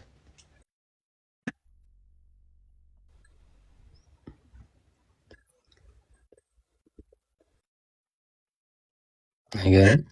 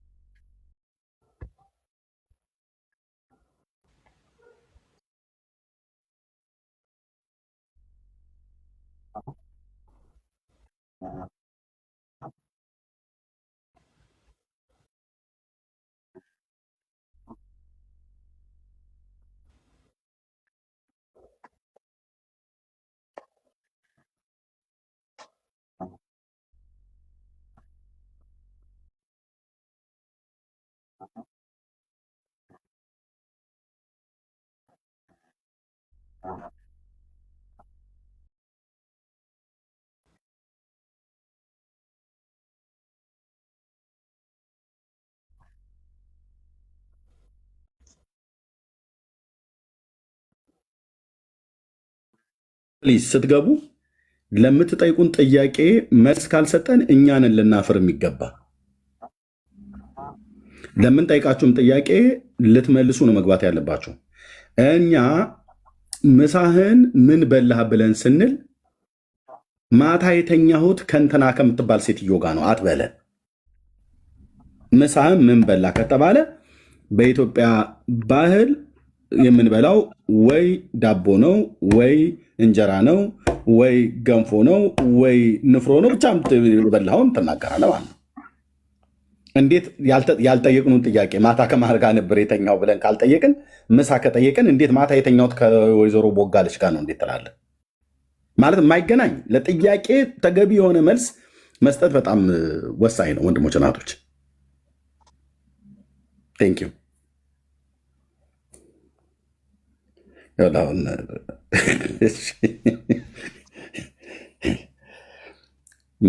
ምሳ ምንድን ነው የበላኸው ብዬ እላለሁ። ከታች አንዳንዱ የሚጽፈው ሽሮ ነው ይላሉ።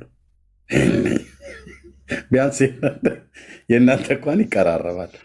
ሽሮ ነው የበላሁት ይባላል። በእርግጥ ሽሮ ይበላል። አሁን ወንድሞች ምሳ እንጀራ በሽሮ ነው የሚባለው። እናንተም እኮ ወደቃችሁ ከፈተና።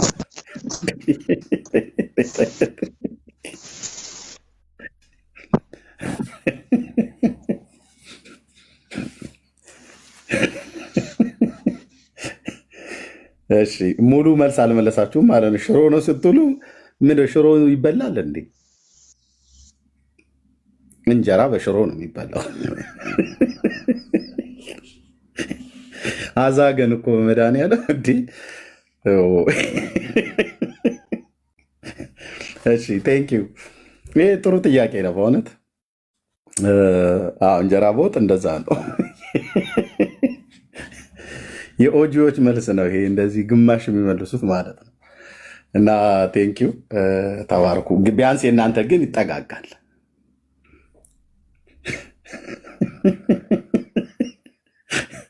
እሺ ቴንኪው ተባረኩ። ይሄ በጣም ወሳኝ ጥያቄ ነው ስለ እውነት።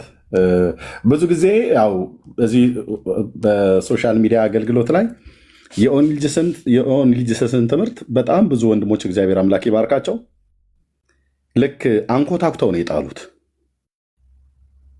ላይነሳ ነው የደቀቀው እና ከላይ ጀምሮ ከሄድ ኦፊሳቸው ጀምሮ እዚህ ሚዲያ ላይ ገብተው የሚናገሩትን ሰዎች እኛ ማላካቸው የሐዋርያትን ቤተክርስቲያን ትምህርት ወክላችሁ ማተናገሩ ብሎ አላቸው ተብሎ ውግዘት ሁሉ እንደደረሰባቸው እንደተከለከሉ በኋላ ደግሞ ተመልሰው ደግሞ አሁን አንዳንዶቹ ብቅ ብለዋል እና በቃ ትምህርታቸው ከላይ እስከታች የተናደ ትምህርት መሆኑን ያውን በነገረ ክርስቶስ ላይ ወይ ደግሞ ትምህርተ ስላሴ ተብሎ በሚታመነው ትምህርት እነሱ ስላሴ ላይ ሊያላግጡ ማለት ነው። ግን አንድ ብጠይቃቸው ወልድ ማን ነው ስትላቸው አብ ነው ይለዋል። አብ ማን ነው ብለህ ስትላቸው ወልድ ነው ይለዋል። ወልድ ማን ነው ስትላቸው ቱታው ነው ይለዋል። ማለት ስትላቸው ስጋው ይለዋል። ስጋው ማለት ይሄ ከገበያ የሚገዛው አይነት ስጋ እያልከ ነው እሱ ቱታው ነው ይለዋል። እሱ ታዲያ እርሱ ተብሎ ይጠራሉ ወይ? ስጋው እርሱ ተብሎ ይጠራሉ ወይ ብለህ ስትላቸው አይ እርሱ የተባለው በውስጡ የሚኖረው እንጂ ከውጭ ያለው ቱታው ወይ ጃኬቱ አይደለም ይለዋል። ታዲያ ለወልድ ትሰግዳላችሁ ወይ? ቅድመ እንዳልመልሰው ማለት ነው። ለወልድ ትሰግዳላችሁ ወይ? አይሰግዱም። ወልድ ማለት ለእነሱ ጃኬትና ቱታ ነው እና በጃኬትና በቱታ ውስጥ ለሚኖረው ለአብ ነው የምንሰግደው ይለዋል። እነሱ ጃኬት ቱታ ሲሉኛ ከታች ሱሪና ቡታንታቸው እስኪወልቅ ድረስ ጥያቄ እንጠይቃቸዋለን ማለት ነው። ለዚህ ነው ቅድም ወንድምነትም ሲጠይቀው ዳንኤም ሲጠይቀው አልመለሰም፣ ብሩኬም ሲጠይቀው አልመለሰም። እኔ ጌታ እግዚአብሔር ምስክር ነው እንዴ በአንድ ፊቱን እኮ እስልምና በስንት ጣዕሙ እኮ ብለህ ትላለህ። ከእንደኚህ ሰዎች ትምህርት እስልምናም ወልድን የካደ ነው፣ ግን የእነሱ አንድ ፊቱን ይሻላል ነው ነብይ የምለው። እስልምና በአንድ ፊቱኑ በቃ ኢየሱስ አምላክ አይደለም ብለው ነው የሚሉ። ቱታ ነው፣ ጃኬት ነው፣ ነጠላ ነው፣ ጋቢ ነው አይሉም። እነዚህ እኮ በስም ክርስቲያንን ይላሉ፣ ራሳቸው ናቸው ያሉት። ያላቸው ሰው የለም እንዴ። እስልምና በስንት ጣዕሙ ትላለህ? እነዚህ መጽሐፍ ቅዱስ የያዙ እስላሞች ናቸው እንኳን እንዳትላቸው፣ እስላሞቹ እንደዚህ ሲፈላሰፉ አታይም። እነሱ አብ የሚባል አያውቁም፣ ኢየሱስም አምላክ ነው ብለው አይሉም፣ መንፈስ ቅዱስ የሚባልም የስላሴ ሶስተኛዋን አካል አያውቁም፣ እስልምና ማለት ነው። እነዚህ ግን መንፈስ ቅዱስ እናውቃለን ይለዋል። ማን ነው መንፈስ ቅዱስ ትላቸው? ትንፋሽ ነው፣ ንፋስ ነው፣ እፍታ ነው ምናምን እዲ መጽሐፍ ቅዱስ ላይ ቆመ ስጠይቀው ቅድም ወንድሞች እንደጠየቁት ነው የሚናገሩት። ወልድ ማን ነው? ስጋው። አብስ በስጋ ውስጥ የሚያድረው ማን የላከው ወልድን? አብ። የመጣው የተወለደው ማን ነው? አብ። እንዴ ማን የላከው ወልድን? ኢየሱስን አብ ነው የላከው ይለዋል። የተወለደው ታዲያ ማን ነው? አብ። አብ ልኮት አብ ተወለደ። እንደዚህ አይነት ትምህርት ነው ወንድሞች እናቶች።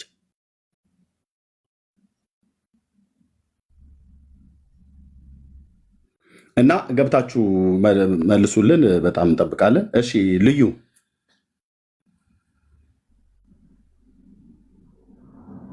ከብሩክ ጎን ያለው ሰው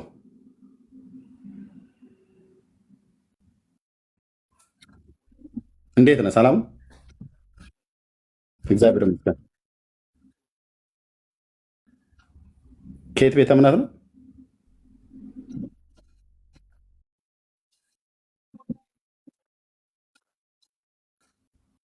እሺ ርዕሱን ላይ ልትናገር የገባው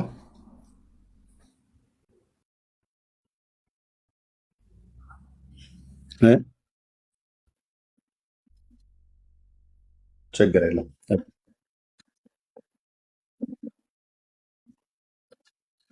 እሺ ቴንክ ወንድማችን። ቃለ ሕይወት ነው ያለው።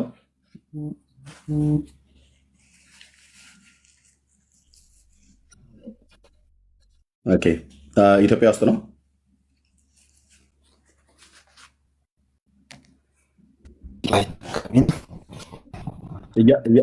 እያናገርኩ እኮ ነው። ለምን እንደምትዘገየው ወይስ አይሰማህም?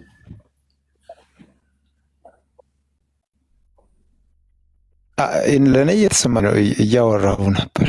አይሰማም? ይሰማል፣ ግን ዘግይተህ ነው የምትመልሰው።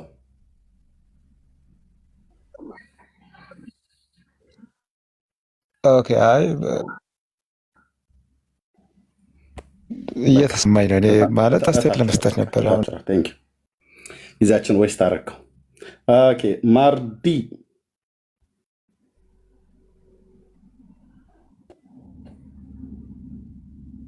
ማርዲ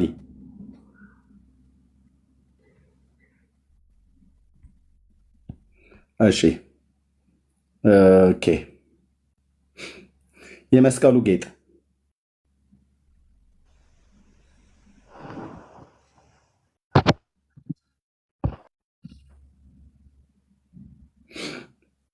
የመስቀሉ ጌጥ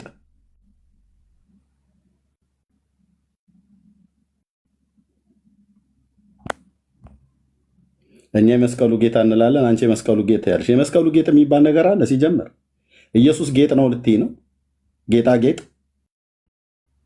ራሱ ስሙ ራሱ እንኳን እንዴት እንደሚቀፍ ወንድሞችና እህቶች። እሺ ታብ ኮፒ ሊንክ ሼር አድርጉት። የመስቀሉ ጌታ አትይ፣ የመስቀሉ ቃል ይባላል፣ የመስቀሉ ጌታ ይባላል። የመስቀሉ ጌጥ የመስቀሉ እንትን ኤንዌይ እሺ ብትመጡ በጣም መልካም ነው። ካልሆነ ወንድምነት አይ ቲንክ ሌሊት ነው እናንተ ጋር የምትቆይ ከሆነ እንቀጥላለን እዚሁ ላይ ማለት ነው። ካልሆነ መቆየት ትችላላችሁ አይደል ወንድሞች?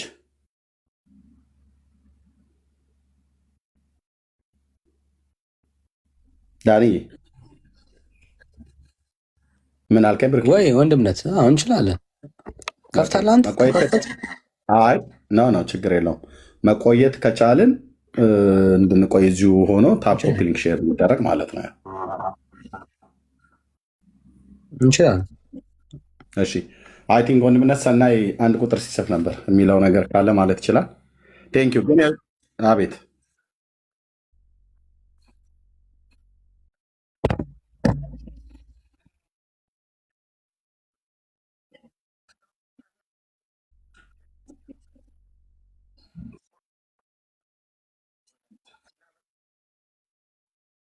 እኔ ዳኒን ሼር ኮፕሊንግ ላስደረግ ላግዘው ነው የገባሁት። ግን ኦጂዎች ነው ሲባል ክርስቲያን ብቻ ነው የሚልከው እና በጣም ፈኒ ነው። እንዴት እንደምትታገሉ ሳየው እኔ በጣም ብዙ ልዩነት እንዳላች ስለማምን፣ ግን እዚህ ጋር ያላችሁ 321 ሰዎች አትሊስት 300 ክርስቲያን ነው የሚሆነው እና አትሰሙም ደግሞ እያሉ ነው። ዳኒ ሲቆም እየተቋረጠ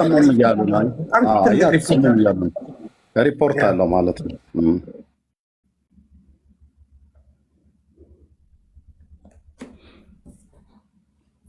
ኦኬ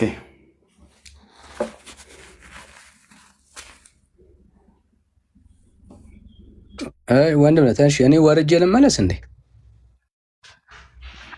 እኔ አሁን ቅድም የገቡትን ሰዎች እንዳለ አላቸው እንዳለ የነበረውን ሰው አሁን አልሰማሁትም ነበር። የገቡ ሰዎችን አይታዩኝም፣ ድምጻቸው ብቻ ነበር የሚሰማኝ። ቅድም በሪፖርት አዘግተውን ድጋሚ ነው የከፈትኩት። አሁንም ሻዶው ቫን ውስጥ እንደገባብህ ነው የሚያሳየው።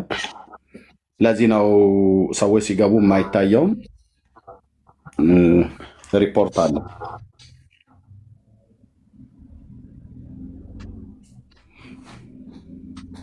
እኔ ልውጣና ልመለስ ድጋሚ። ኦኬ ከበተናችሁ ድጋሚ ኦኬ እንደሱ እንሞክረው።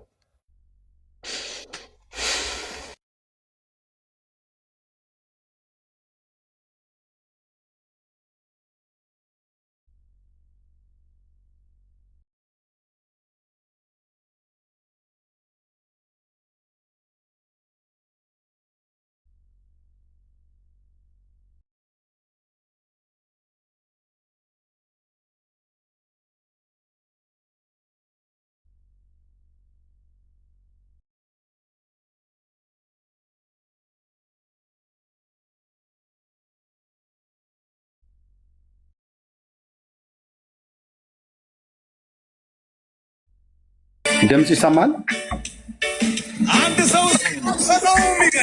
ኦኬ ኦኬ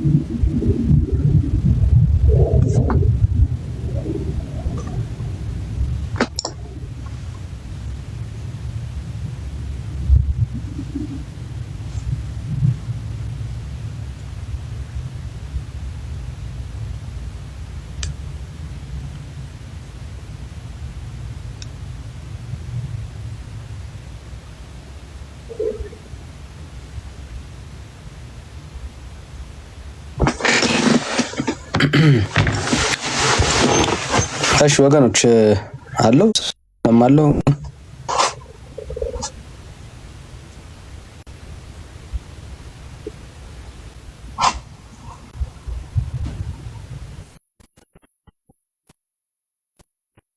እሺ መጣው። አሁን ትታዩኛላችሁ።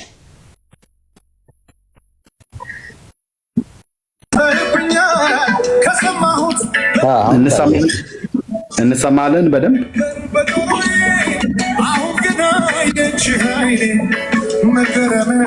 ድምፁም ማለት መዝሙሩም ይሰማል። ዘግይቶ ነው የሚደርሰው ግን ወገኖች፣ ዘግይቶ ነው የሚደርሰው። ኦኬ እሺ፣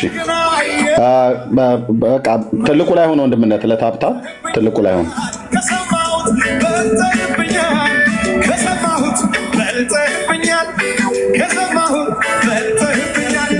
ኦኬ፣ ዘግይቶ ነው የሚደርሰው ግን ይሁን።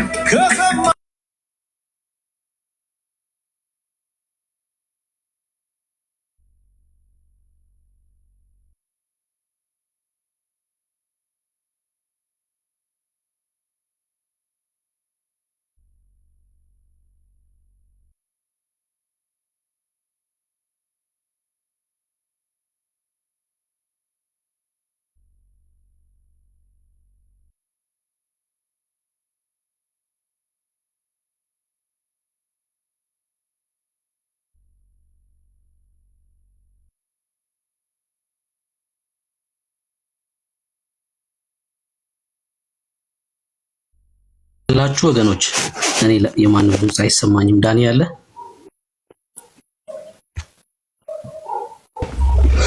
ብሩኬ፣ እሺ አሁን መጣችሁ። አሁን ይሰማኛል። እሺ ወንድምነት ወይ ትከፍታለህ ብሩኬ? ወይ ዳንሽ ሰማለሁ። አሁን ትሰማለህ? አሁን መጣው። እሺ አሁን ትሰማለህ? ታች ላላችሁ ሰዎች ይሰማል? ምናልባት ታች ያላችሁ ሰዎች የኔን ድምጽ እየሰማችሁ ነው? እስኪ ንገሩን። ታች ያላችሁ ሰዎች በ1960 ዓመተ ምህረት አዲስ አበባ አቶ አቤት ለጸሎት ተንበርክኬ ሳለ የኔ ድምጽ ይሰማል። እሺ የዳኒስ ድምጽ ይሰማችኋል? ዳኒ ቼክ ዳኒ አረ ይሰማል ያንተ? እሺ ይዘገያል ማለት ነው። አንተ የኔ ራሱ ዘግይተን ወይ ብሩኬ ይዘገያል። ዳኒ ዘግይቶ ነው የሚሰማል። ኦኬ እሺ የዳኒ ይሰማችኋል?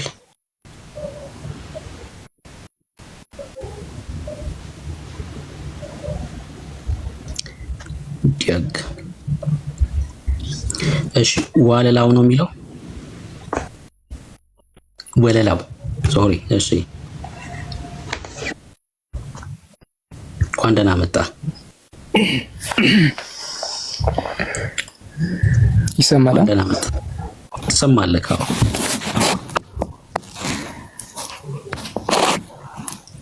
የኔ ይሰማካል? ይሰማል። ከየት ቤተ እምነት ነህ?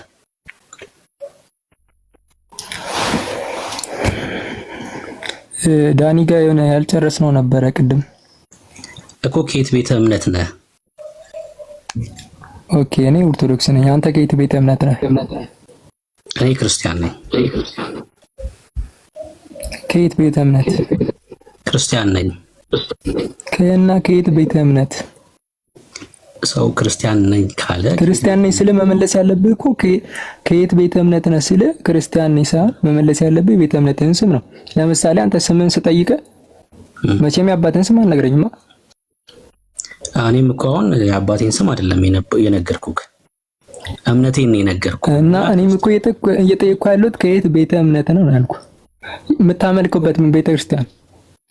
እሺ ወንጌል አማኞች ነን። ኦኬ ወንጌል አማኞች ነን። ጥሩ እሺ። ዳኒ ጋር ያልጨረሰው ነበርና ኦርቶዶክስ። እኔ ኦርቶዶክስ ነኝ። አንተ ምን አማኝ ነህ? አንተ ምን አማኝ ነህ?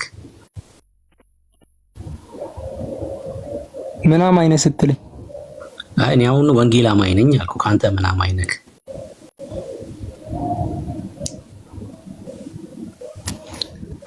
ድርሳና አማኝ። እኔ ኦርቶዶክስ ነኝ። እኮ ምን አማኝ ነህ? ምን አማኝ ነህ አንተ?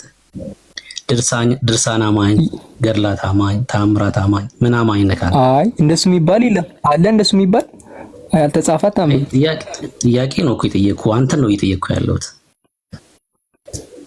ለምሳሌ ወንጌል አማኝ ስትናገር ጥያቄ ስትናገር አግባብ ያለው መሆን አለበት። ጥያቄማ ጥያቄ እኮ ነው። በቃ አንተ ይሄን ነኝ ብለህ ትናገራለህ። እኔ ጥያቄ ነው እየጠየቅኩህ ያለሁት። እሺ የኢየሱስ ክርስቶስ አማኝ ነኝ።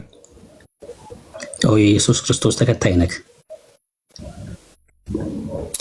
አዎ። እንዴት ነው የተከተልከው? እንዴት ነው የተከተልከው? ኢየሱስን። እሺ ጥሩ ጥያቄ። እንዴት ተከተልከው ለሚለው እሺ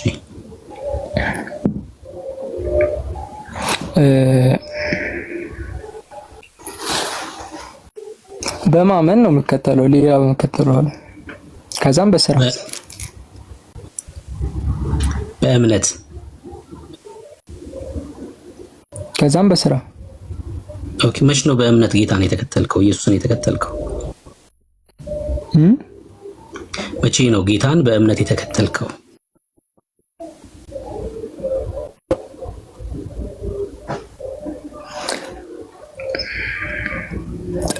ጥያቄ ማለት ነው ብራዘር፣ ይቅርታ አድርግልኝና ማለት የሆነ እንትን ነገር ነው። ምንም የሆነ ደስ አይልማ። እንደሱ ሳይሆን ላይክ ምንድነው የሚባለው? ምርጫ ቴዎሎጂ ነው የሚባለው። እንደዛ አይነት ጥያቄ ቴዎሎጂ ነው የሚባለው። እንደዛ አይነት ጥያቄ ነው የጠየቀ ያለው። አሁን ለምሳሌ እኔ የጠየቅኩህን ጥያቄ ብትጠይቀኝ አንተ መቼ ነው ጌታን የተከተልከው ብትለኝ ኢየሱስ ክርስቶስ እርሱ ስለኔ ኃጢአት መሞቱን ባመንኩ ቀን ደግሞ እኔን ስለማጽደቅ መነሳቱን ባመንኩ ቀን ሊወስደኝ እንደሚመጣ በልቤ አምኜ የመሰከርኩ ቀን እልሃለሁ። ያ ደግሞ ማለት 2014 ግንቦት ማለት ነውና ቀኑን እነግርሃለሁ ጌታን የተከተልኩበትን ቀን። ከባድ ጥያቄ አይደለም ማለት ነው። መቼ ነው ጌታን አንተ የህይወት አዳኝ አድርጌ የተከተልከው? ኦኬ እሱ አንድ ጥሩ ነገር ነው፣ ግን አመላለስ አሪፍ ነው። በልመለስ አንተ። እሺ እኔ ጌታዬን አመኛ አድርጌ የተቀበልኩት ገና ከህፃንነቴ። በህፃንነትማ እሱ ተቀብሎክ ነው እንጂ አንተ ልትቀበለው አትችልም። ማለት ለምሳሌ እኔ ስናገር ምን ብያለሁ? እሱ ስለኔ ኃጢአት መሞቱን አምኜ አልኩኝ። ያ ማለት መሰበክ አለበት ማለት ነው። ለማመን የምሰማው ወንጌል አለ ማለት ነው። እኔ ደግሞ መቀበል አለብኝ። በህፃንነት ከሆነ ግን እሱ ተቀበለህ እንጂ አንተ ልትቀበለው አትችልም ማለት ነው። ወንጌል ሰምተህ ልታምን ስለማትችል አንተ ለምን ትችላለህ? በህፃንነት ወንጌል ሰምተህ አምነህ መቀበል ትችላለህ?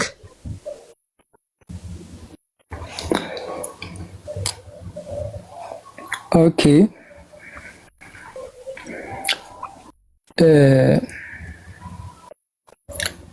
እንዳልከው አልችልም እኮ በቃ በዛ ሰዓት እሱ ተቀበለህ እንጂ አንተ አልተቀበልከውም። እኔ ደግሞ የጠየቅኩህ እሱ መቼ ተቀበለክ ሳይሆን አንተ መቼ ተቀበልከው ነው የኔ ጥያቄ። እሱ ስለሆነ እሱን ንገረኝ።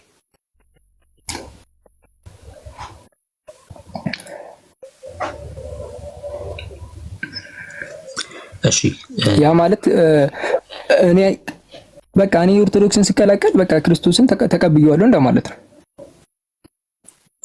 እሱ እኮ ማህበር ነው የሚሆነው ወይ እድር ምናምን ነው የሚሆነው። አየህ እንዴት እሱ ማህበር እድር ነው የሚሆነው። እንዴት ወይ ደግሞ ክትባት ምናምን ነው የሚሆነው።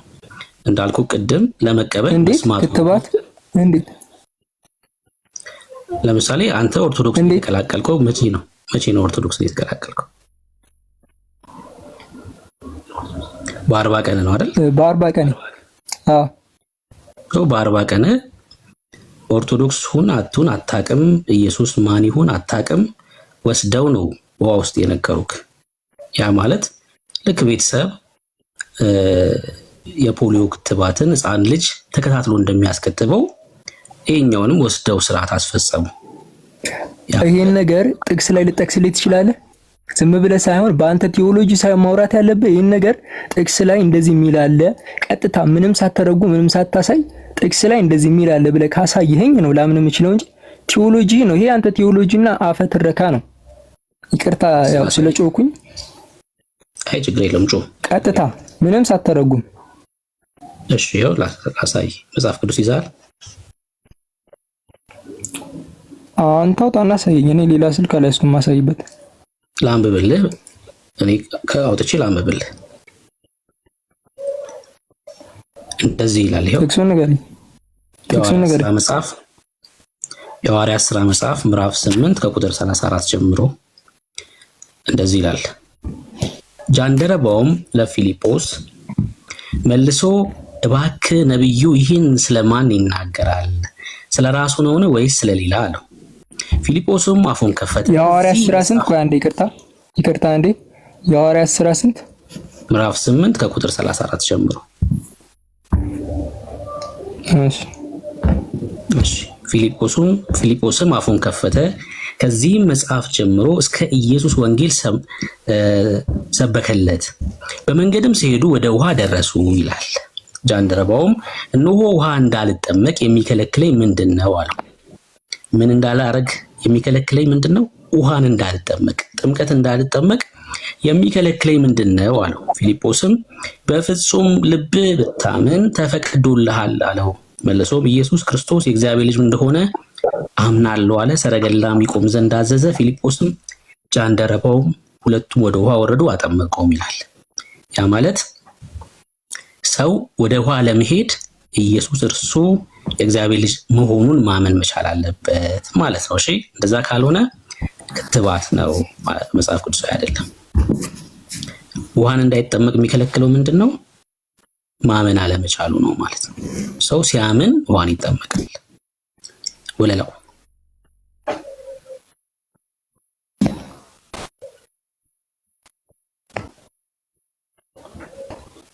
እየሰማሁ ነው። ቀጥል፣ እየሰማሁ ነው። ይኸው እኮ ጥቅስ ሰጠው ካሳየው ጥቅስ አሳየኝ አልከኝ፣ አሳየው።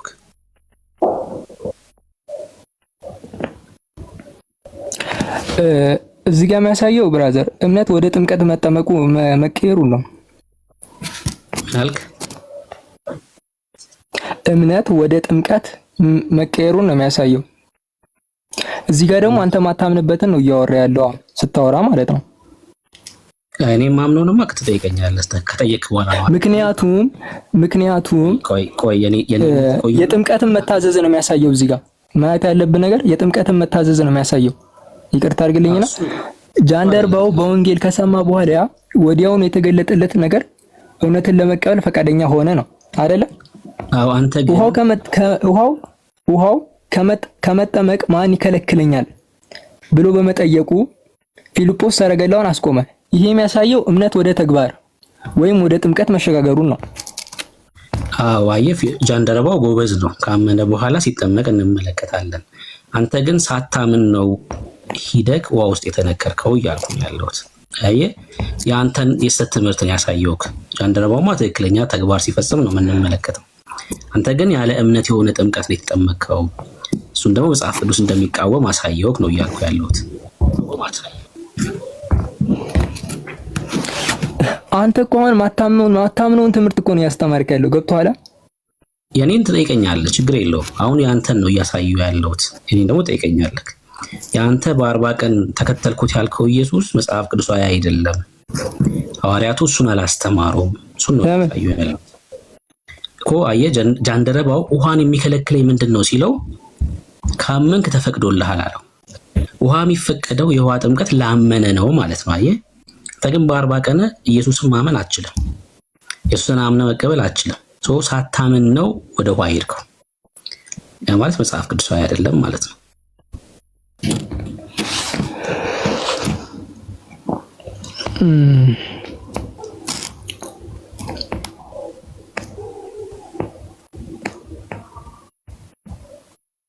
እዚህ ጋር አንድ ነገር ልንገርህ። ይሄን ነገር ልንገርህ፣ ሳታምን ነው ማለት አትችልም። ዘፍጥረት 17 ከቁጥር 12 ላይ እንዲህ ይላል። ምን ይላል? ተገረዙ። አዎ፣ በብሉይ ኪዳን እግዚአብሔር ከአብርሃም በገባው ኪዳን መሰረት ሕፃናት በተወለዱ በ8ኛው ቀን ይገረዙ ነበር። ዘፍጥረት 17 ከቁጥር 12 ላይ ማለት ነው።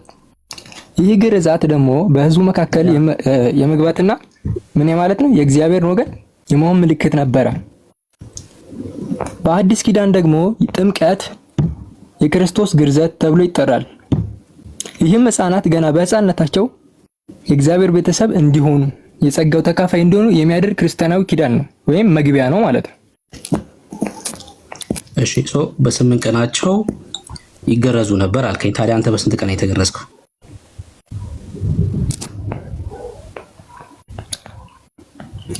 በ8 ቀን ነው የምገረዘው ነኝ። አስረዳውኩ። እነሱም በ8 ቀናቸው ተገረዙ፣ አንተም በ8 ቀን ተገረዝክ ነው አይደል? ሌላው ነገር ደግሞ ጥያቄ መልስልኝ። አይ ልጨርስልህ። አልጨረስኩልህም እኮ ሰምቻለሁ። አሁን የተናገርከው አይ አልጨረስኩልህም። እሺ ጨርስሽ። አንተ ሌላው ነገር አንተ ሳታምን ነው ላልከው ነገር ምን ይላል ራሱ በእግዚአብሔር በቃሉ ማርቆስ 10 ምዕራፍ 10 ላይ እስከ 14 ላይ ባለው ሕፃናት ወደ እኔ ይመጡ ዘንድ አትከልክሏቸው የእግዚአብሔር መንግስት እንደዚህ ላሉት ናትና ይላል። ስለዚህ አሁን አንተ ባልከው ይሄን ቤተክርስቲያን ምን ብላ ነው የምትፈታው?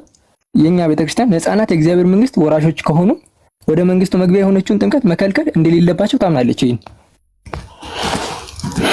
እሺ አሁን ልጠይቅህ። ዘፍጥረት መጽሐፍ 17 ላይ በ8 ቀናቸው ይገረዙ ነበር አልከኝ።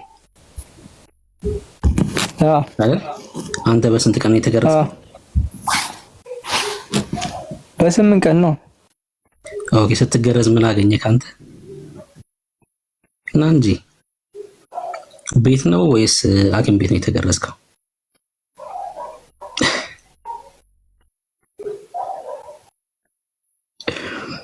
እሺ ና ተመለሰ። ተመልሰው። እሺ ከባድ ነው። እነሱ ተገርዘው ነበር እኔም ተገረዝኩኝ አለን። እሺ ምን ይሁን ላትገረዝ ነው?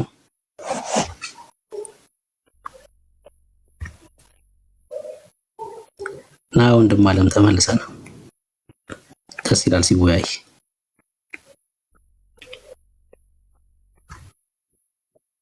ና ኢንቫይት አድርጌያለሁ።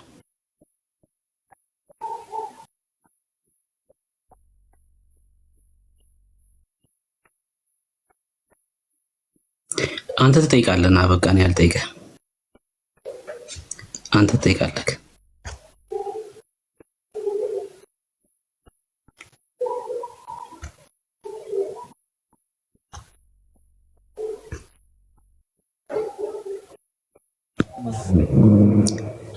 እሺ ከገባ ከአንተ ነሽ የምጠይቀው እኔ አልጠይቅህም። አንተ እንድጠይቅ ፈቅድልሃለሁ።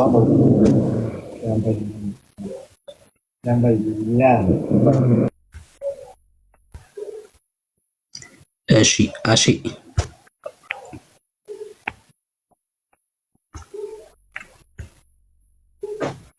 ሶሪ ፊራ ሚላለ ከታች ፊራ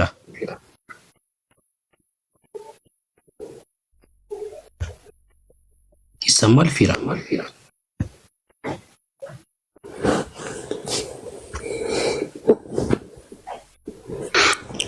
ብሩኬ አሁን እኔ ጋር የሚገርም ነገር አልገባም።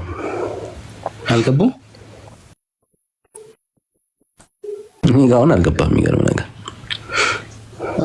እኔ ጋር ደግሞ ሚዩት አድርገው ቁጭ ብሏል።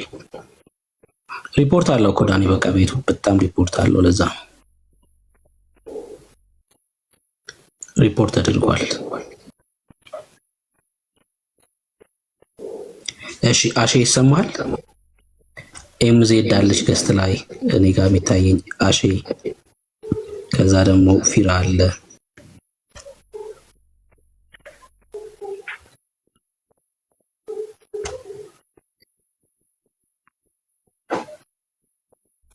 አሼ ሳይታያችሁ? አሼ አይታያችሁም? እሺ ሀብቴ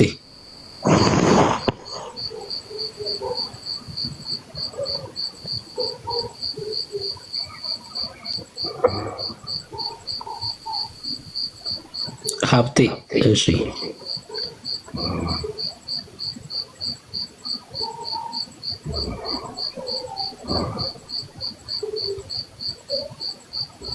ኤምዜድ አለች።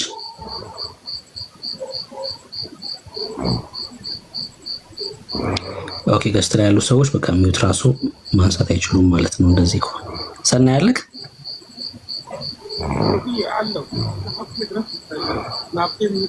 ሚዩት አድርገዋል። ኤርሚ ያለው እና ብሩኬ ዳኒ ታየኛ ሁሉም አለ፣ ሁሉም ገብተዋል። ምናልባት ሚዩታቸው አልሰራ ብሎ ሊሆን ይችላል። እንግዲህ አንሚዩት ለማድረግ እሺ ሪፖርት አደገኛ ሪፖርት ነው ያለው።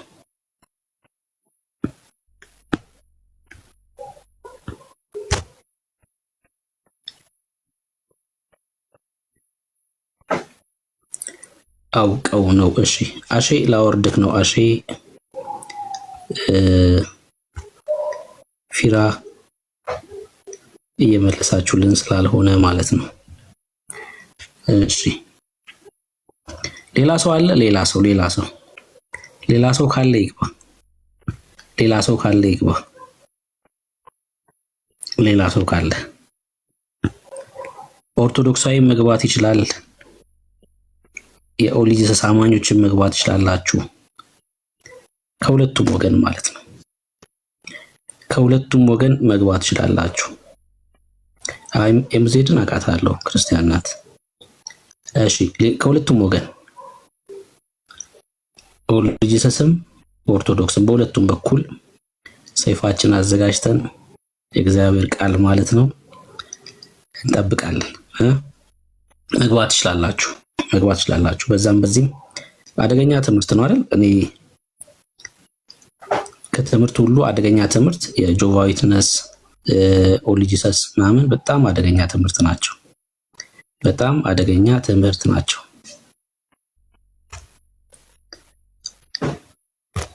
እኔ ልግባ።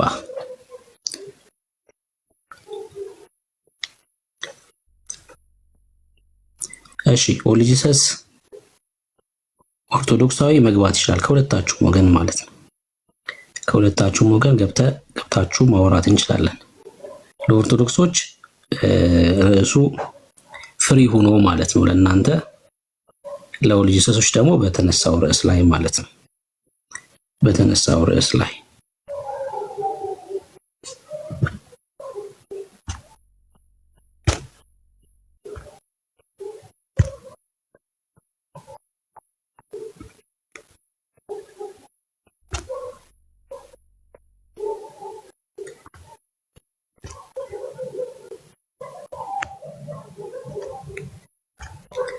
እሺ አዲስ ፍጥረት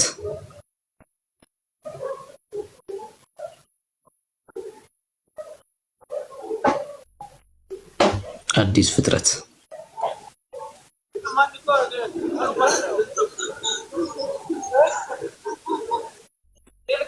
ጆቫማ ያው ሁለቱም በተመሳሳይ ወቅት ላይ ነው የተነሱት ትምህርቶቹ ማለት ነው። ሁለቱም በሶስተኛው መቶ ክፍለ ዘመን ነው።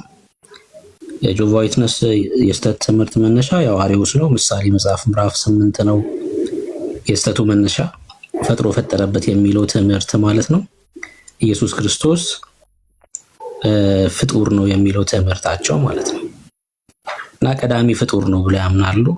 ምሳሌ መጽሐፍ ምዕራፍ 8 ስለ ጥበብ የሚያወራው ክፍል ማለት ነው። አደገኛ የስተት ትምህርት ነው። ይሄኛውም የኦሊጂሰሶችም እንደዛው ማለት ነው። እሺ ቡዛ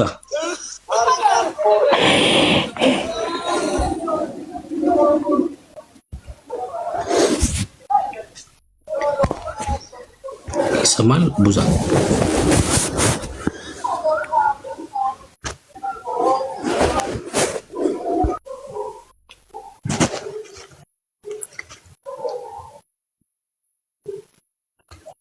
እሺ ክርስቲያን ይመስለኛል። ክርስቲያን ይመስለኛል።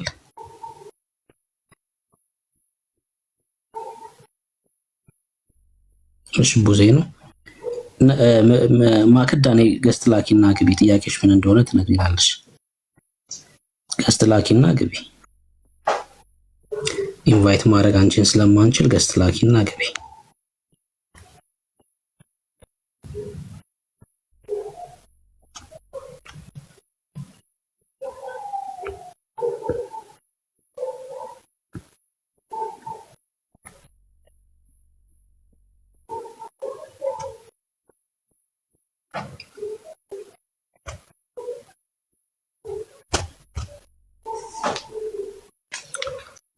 እሺ ሌላ ሰው መግባት የሚችል ካለ ቤታችን ክፍት ነው። ቤታችን ክፍት ነው። በተነሳው ርዕስ ላይ ለማውራት ዝግጁ ነን። እንግዲህ የትምህርተ ሥላሴ መጽሐፍ ቅዱሳዊ ትምህርት ነው። ሥላሴ የሚለው ቃል ያው ለዚህ መለኮታዊ ትምህርት የተሰጠ ስያሜ ነው። ያ ማለት በሁለተኛው መቶ ክፍለ ዘመን ማለት ነው፣ በ180 አካባቢ። በዛ ምክንያት መጽሐፍ ቅዱስ ላይ ይህን ቃል ተጽፎ አናገኘው። መጽሐፍ ቅዱስ ላይ ቃሉ ተጽፎ አይገኝም። ከዚህ ጋር ተያይዞ ለምሳሌ ኦርቶዶክሳውያን የሚሰሩትን ስህተት ላሳያችሁ። ቄሱ ይነሳና በሥላሴ ስም አጋንንትን ካላወጣ ብሎ ሲታገል ትመለከታላችሁ። አሁን እንደዚህ አይነት ሰው ስናይ አትቀልድ እንለዋለን እኛ። በሥላሴ ስም ብሎ አጋንንትን ለማስወጣት ሲሞክር ስታዩት ቄሱን አትቀልድ ትሉታላችሁ። አትቀልድ። ምክንያቱም ሥላሴ በሚለው ስም አጋንንት ስለማይወጣ ማለት ነው። ሥላሴ በሚለው ይሄ ምናልኳችሁ ለዚህ ትምህርት የተሰጠ ስያሜ ነው። በክርስቲያኖች የወጣ ስም አጋንንትን የሚያወጣው ስም ከሰማይ የሚመጣ ነው እንጂ በሰዎች የወጣ አይደለም። ለምሳሌ ገብርኤል ስም እንድታወጣ ለማርያም እድል ሲሰጣት አንመለከትም። ለዮሴፍ እድል ሲሰጣቸው አንመለከትም። ኢየሱስ የሚለው ስም ከሰማይ የመጣ ስም ነው። ለሰዎች ሁሉ መዳኛ የሆነ ስም ከየት የመጣልኳችሁ መልአኩ ነው ኢየሱስ ትይዋለሽ ብሎ የነገራት። መብትም አልተሰጣቸውም ስም እንዲያወጡ እንኳን ማለት ነው። ስም እንዲያወጡ ስላሴ በሚለው ስም አጋንንት ሲያወጡ ካያችሁ እየቀለዱ ነው ያሉት። ከአጋንንት ጋር ዲል አድርገው ነው እየተንጫጩ ያሉት ማለት ነው። የአጋንንት መንግስት እያቋቋሙ ነው ያሉት በዛ ውስጥ። ስላሴ የሚለውን ስም ሰው ጠርቶ አጋንንትን ሊያስወጣ በሽታ ሊፈውስ አይችልም ማለት ነው። እንዳልኳችሁ ዘግይቶ ለምሳሌ ይህን ስም አያውቁትም። እነ ጳውሎስ አያውቁትም፣ እነ ጴጥሮስ አያውቁትም። ምኑን ነው ማያውቁት? ስሙን ነው። ትምህርቱንማ እነሱ ናቸው የነገሩ አይደል? ትምህርቱን እነ ጳውሎስ በመልእክታቸው ጽፈውልናል። የትኛውን? አንዱ አምላክ በሶስት አካል መገለጡን ማለት ነው። አንዱ አምላክ በሶስት አካል በዘላለም ውስጥ መኖሩን በመልእክታቸው ውስጥ አሳይተውናል። ደግሞም የቀደሙት ነቢያት አባቶችም ደግሞ በቀደሙ ኪዳን መጽሐፍ በደንብ አድርገው ይሄ አንድ አምላክ የእስራኤል አንድ አምላክ የሆነው በሶስት አካል እንዳለ አሳይተውናል ማለት ነው። በተለይ የብሉይ ኪዳን ጥቅሶች በጣም በግልጽ በሚታይ ደረጃ ይናገራሉ። አዲስ ኪዳን ደግሞ ያው ጌታ የተገለጠበት ስለሆነ በደንብ ይታያል ማለት ነው፣ በአዲስ ኪዳን መልእክታቶች ውስጥ ማለት ነውና ይሄ አንድ አምላክ በሶስት አካል ተገልጦ በዘላለም ውስጥ ያለ ነው ማለት ነው። ከስም ጋር በተያያዘ ግን ስላሴ የሚለው ስም እንዳልኳችሁ ዘግይቶ ለዛ ነው የእግዚአብሔር ቃል ላይ ይህን ስም ማናገኘው። ለምሳሌ የብሉይ ኪዳን መጽሐፍትን የኦርቶዶክስን ስንቃወም ለምሳሌ የምንቃወምበት አንደኛው ምክንያት በኢትዮጵያውያን የተጻፈ በደብተራዎች የተዘጋጀ መሆኑን ከሚያሳብቀው አንዱ የአዳም ሰባተኛ ልጅ የሆነ ሄኖክ ጻፈው ተብሎ የሚታመነው መጽሐፍ ሄኖክ ስላሴ የሚል ቃል ተጽፎበት እናገኛለን። ማን የጻፈው ተብሎ ነው የሚታመነው? የአዳም ሰባተኛ ትውልድ የሆነው ሄኖክ ምን ብሎ ጽፏል? ስላሴ ብሎ ጽፏል። ከመሆን ይህን ቃል መቼ ነው መጠቀም የጀመርነው አልኳችሁ? ጌታ ክርስቶስ ኢየሱስ ከሞተ ከተነሳ ካረገ ከ150 ዓመት በኋላ ይሄ ስም እንኳን ክርስቲያኖች እንደ ስም መጠቀም የጀመሩት ማለት ነው። አትቀልዱ እንላቸዋለን። አያችሁ መጽሐፉ የተጻፈው መቼ ነው ማለት ነው? ከዛ በኋላ የተጻፈ መጽሐፍ እንደሆነ ይናገራል ማለት ነው። በዚህ በሐዋርያቱ ዘመን የተጻፈ መጽሐፍ እንደሆነ ይናገራል። እንዲሁም ደግሞ ሲራክ መጽሐፍም እንዲሁ ስላሴ የሚል ቃል በሲራክ መጽሐፍ ምዕራፍ 3 ቁጥር 22 ላይ እናገኛለን ማለት ነው። እነዚህን ስሞች ይሄን ስም በዛ መጽሐፍ ላይ ማግኘት በራሱ ስህተት ነው። ለምሳሌ ተረፈ ኤርሚያስ ላይ ኢየሱስ የሚል ስም አለ። አይገርማችሁም? አይገርማችሁም? ተረፈ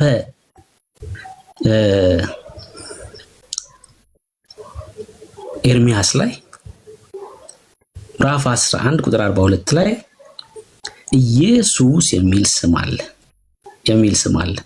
ይህን ስም ግን ገብርኤል ነው ለመጀመሪያ ጊዜ ሲያስተዋውቀን የምንመለከተው አይደለ? በሉቃስ ወንጌል ላይ ወይ ደግሞ በማቴዎስ ወንጌል መጽሐፍ ምዕራፍ 1 ላይ ማለት ነው። በብሉይ ኪዳን በነበረ ጌታ ከመወለዱ ከ600 ዓመት በፊት ኢየሱስ የሚል ስም ስታገኙ ይሄ መጽሐፍ በራሱ ችግር እንዳለበት ትመለከታላችሁ። እንደውም በ2000 ዓመተ ምህረት ላይ በ1980 ዓመተ ምህረት ላይ የኢትዮጵያ ኦርቶዶክስ 11 ምዕራፍ ያለው መጽሐፍ ነበር ያዘጋጀችው። 2000 ላይ ግን 10 ምዕራፍ ቅርጥፍ አድርጋ በልታ አንድ ምዕራፍ ብቻ አድርገዋለች። አይገርምም? 10 ምዕራፍ የት እንደከተተችው አይታወቅም። አንድ ምዕራፍ ብቻ አደረገችው ማለት ነው። በ2000 ዓመተ ምህረት ላይ 10 ምዕራፍ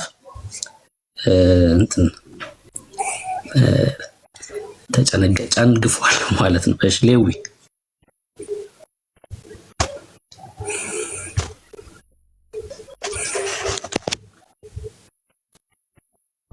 ይሰማል? ሌዊ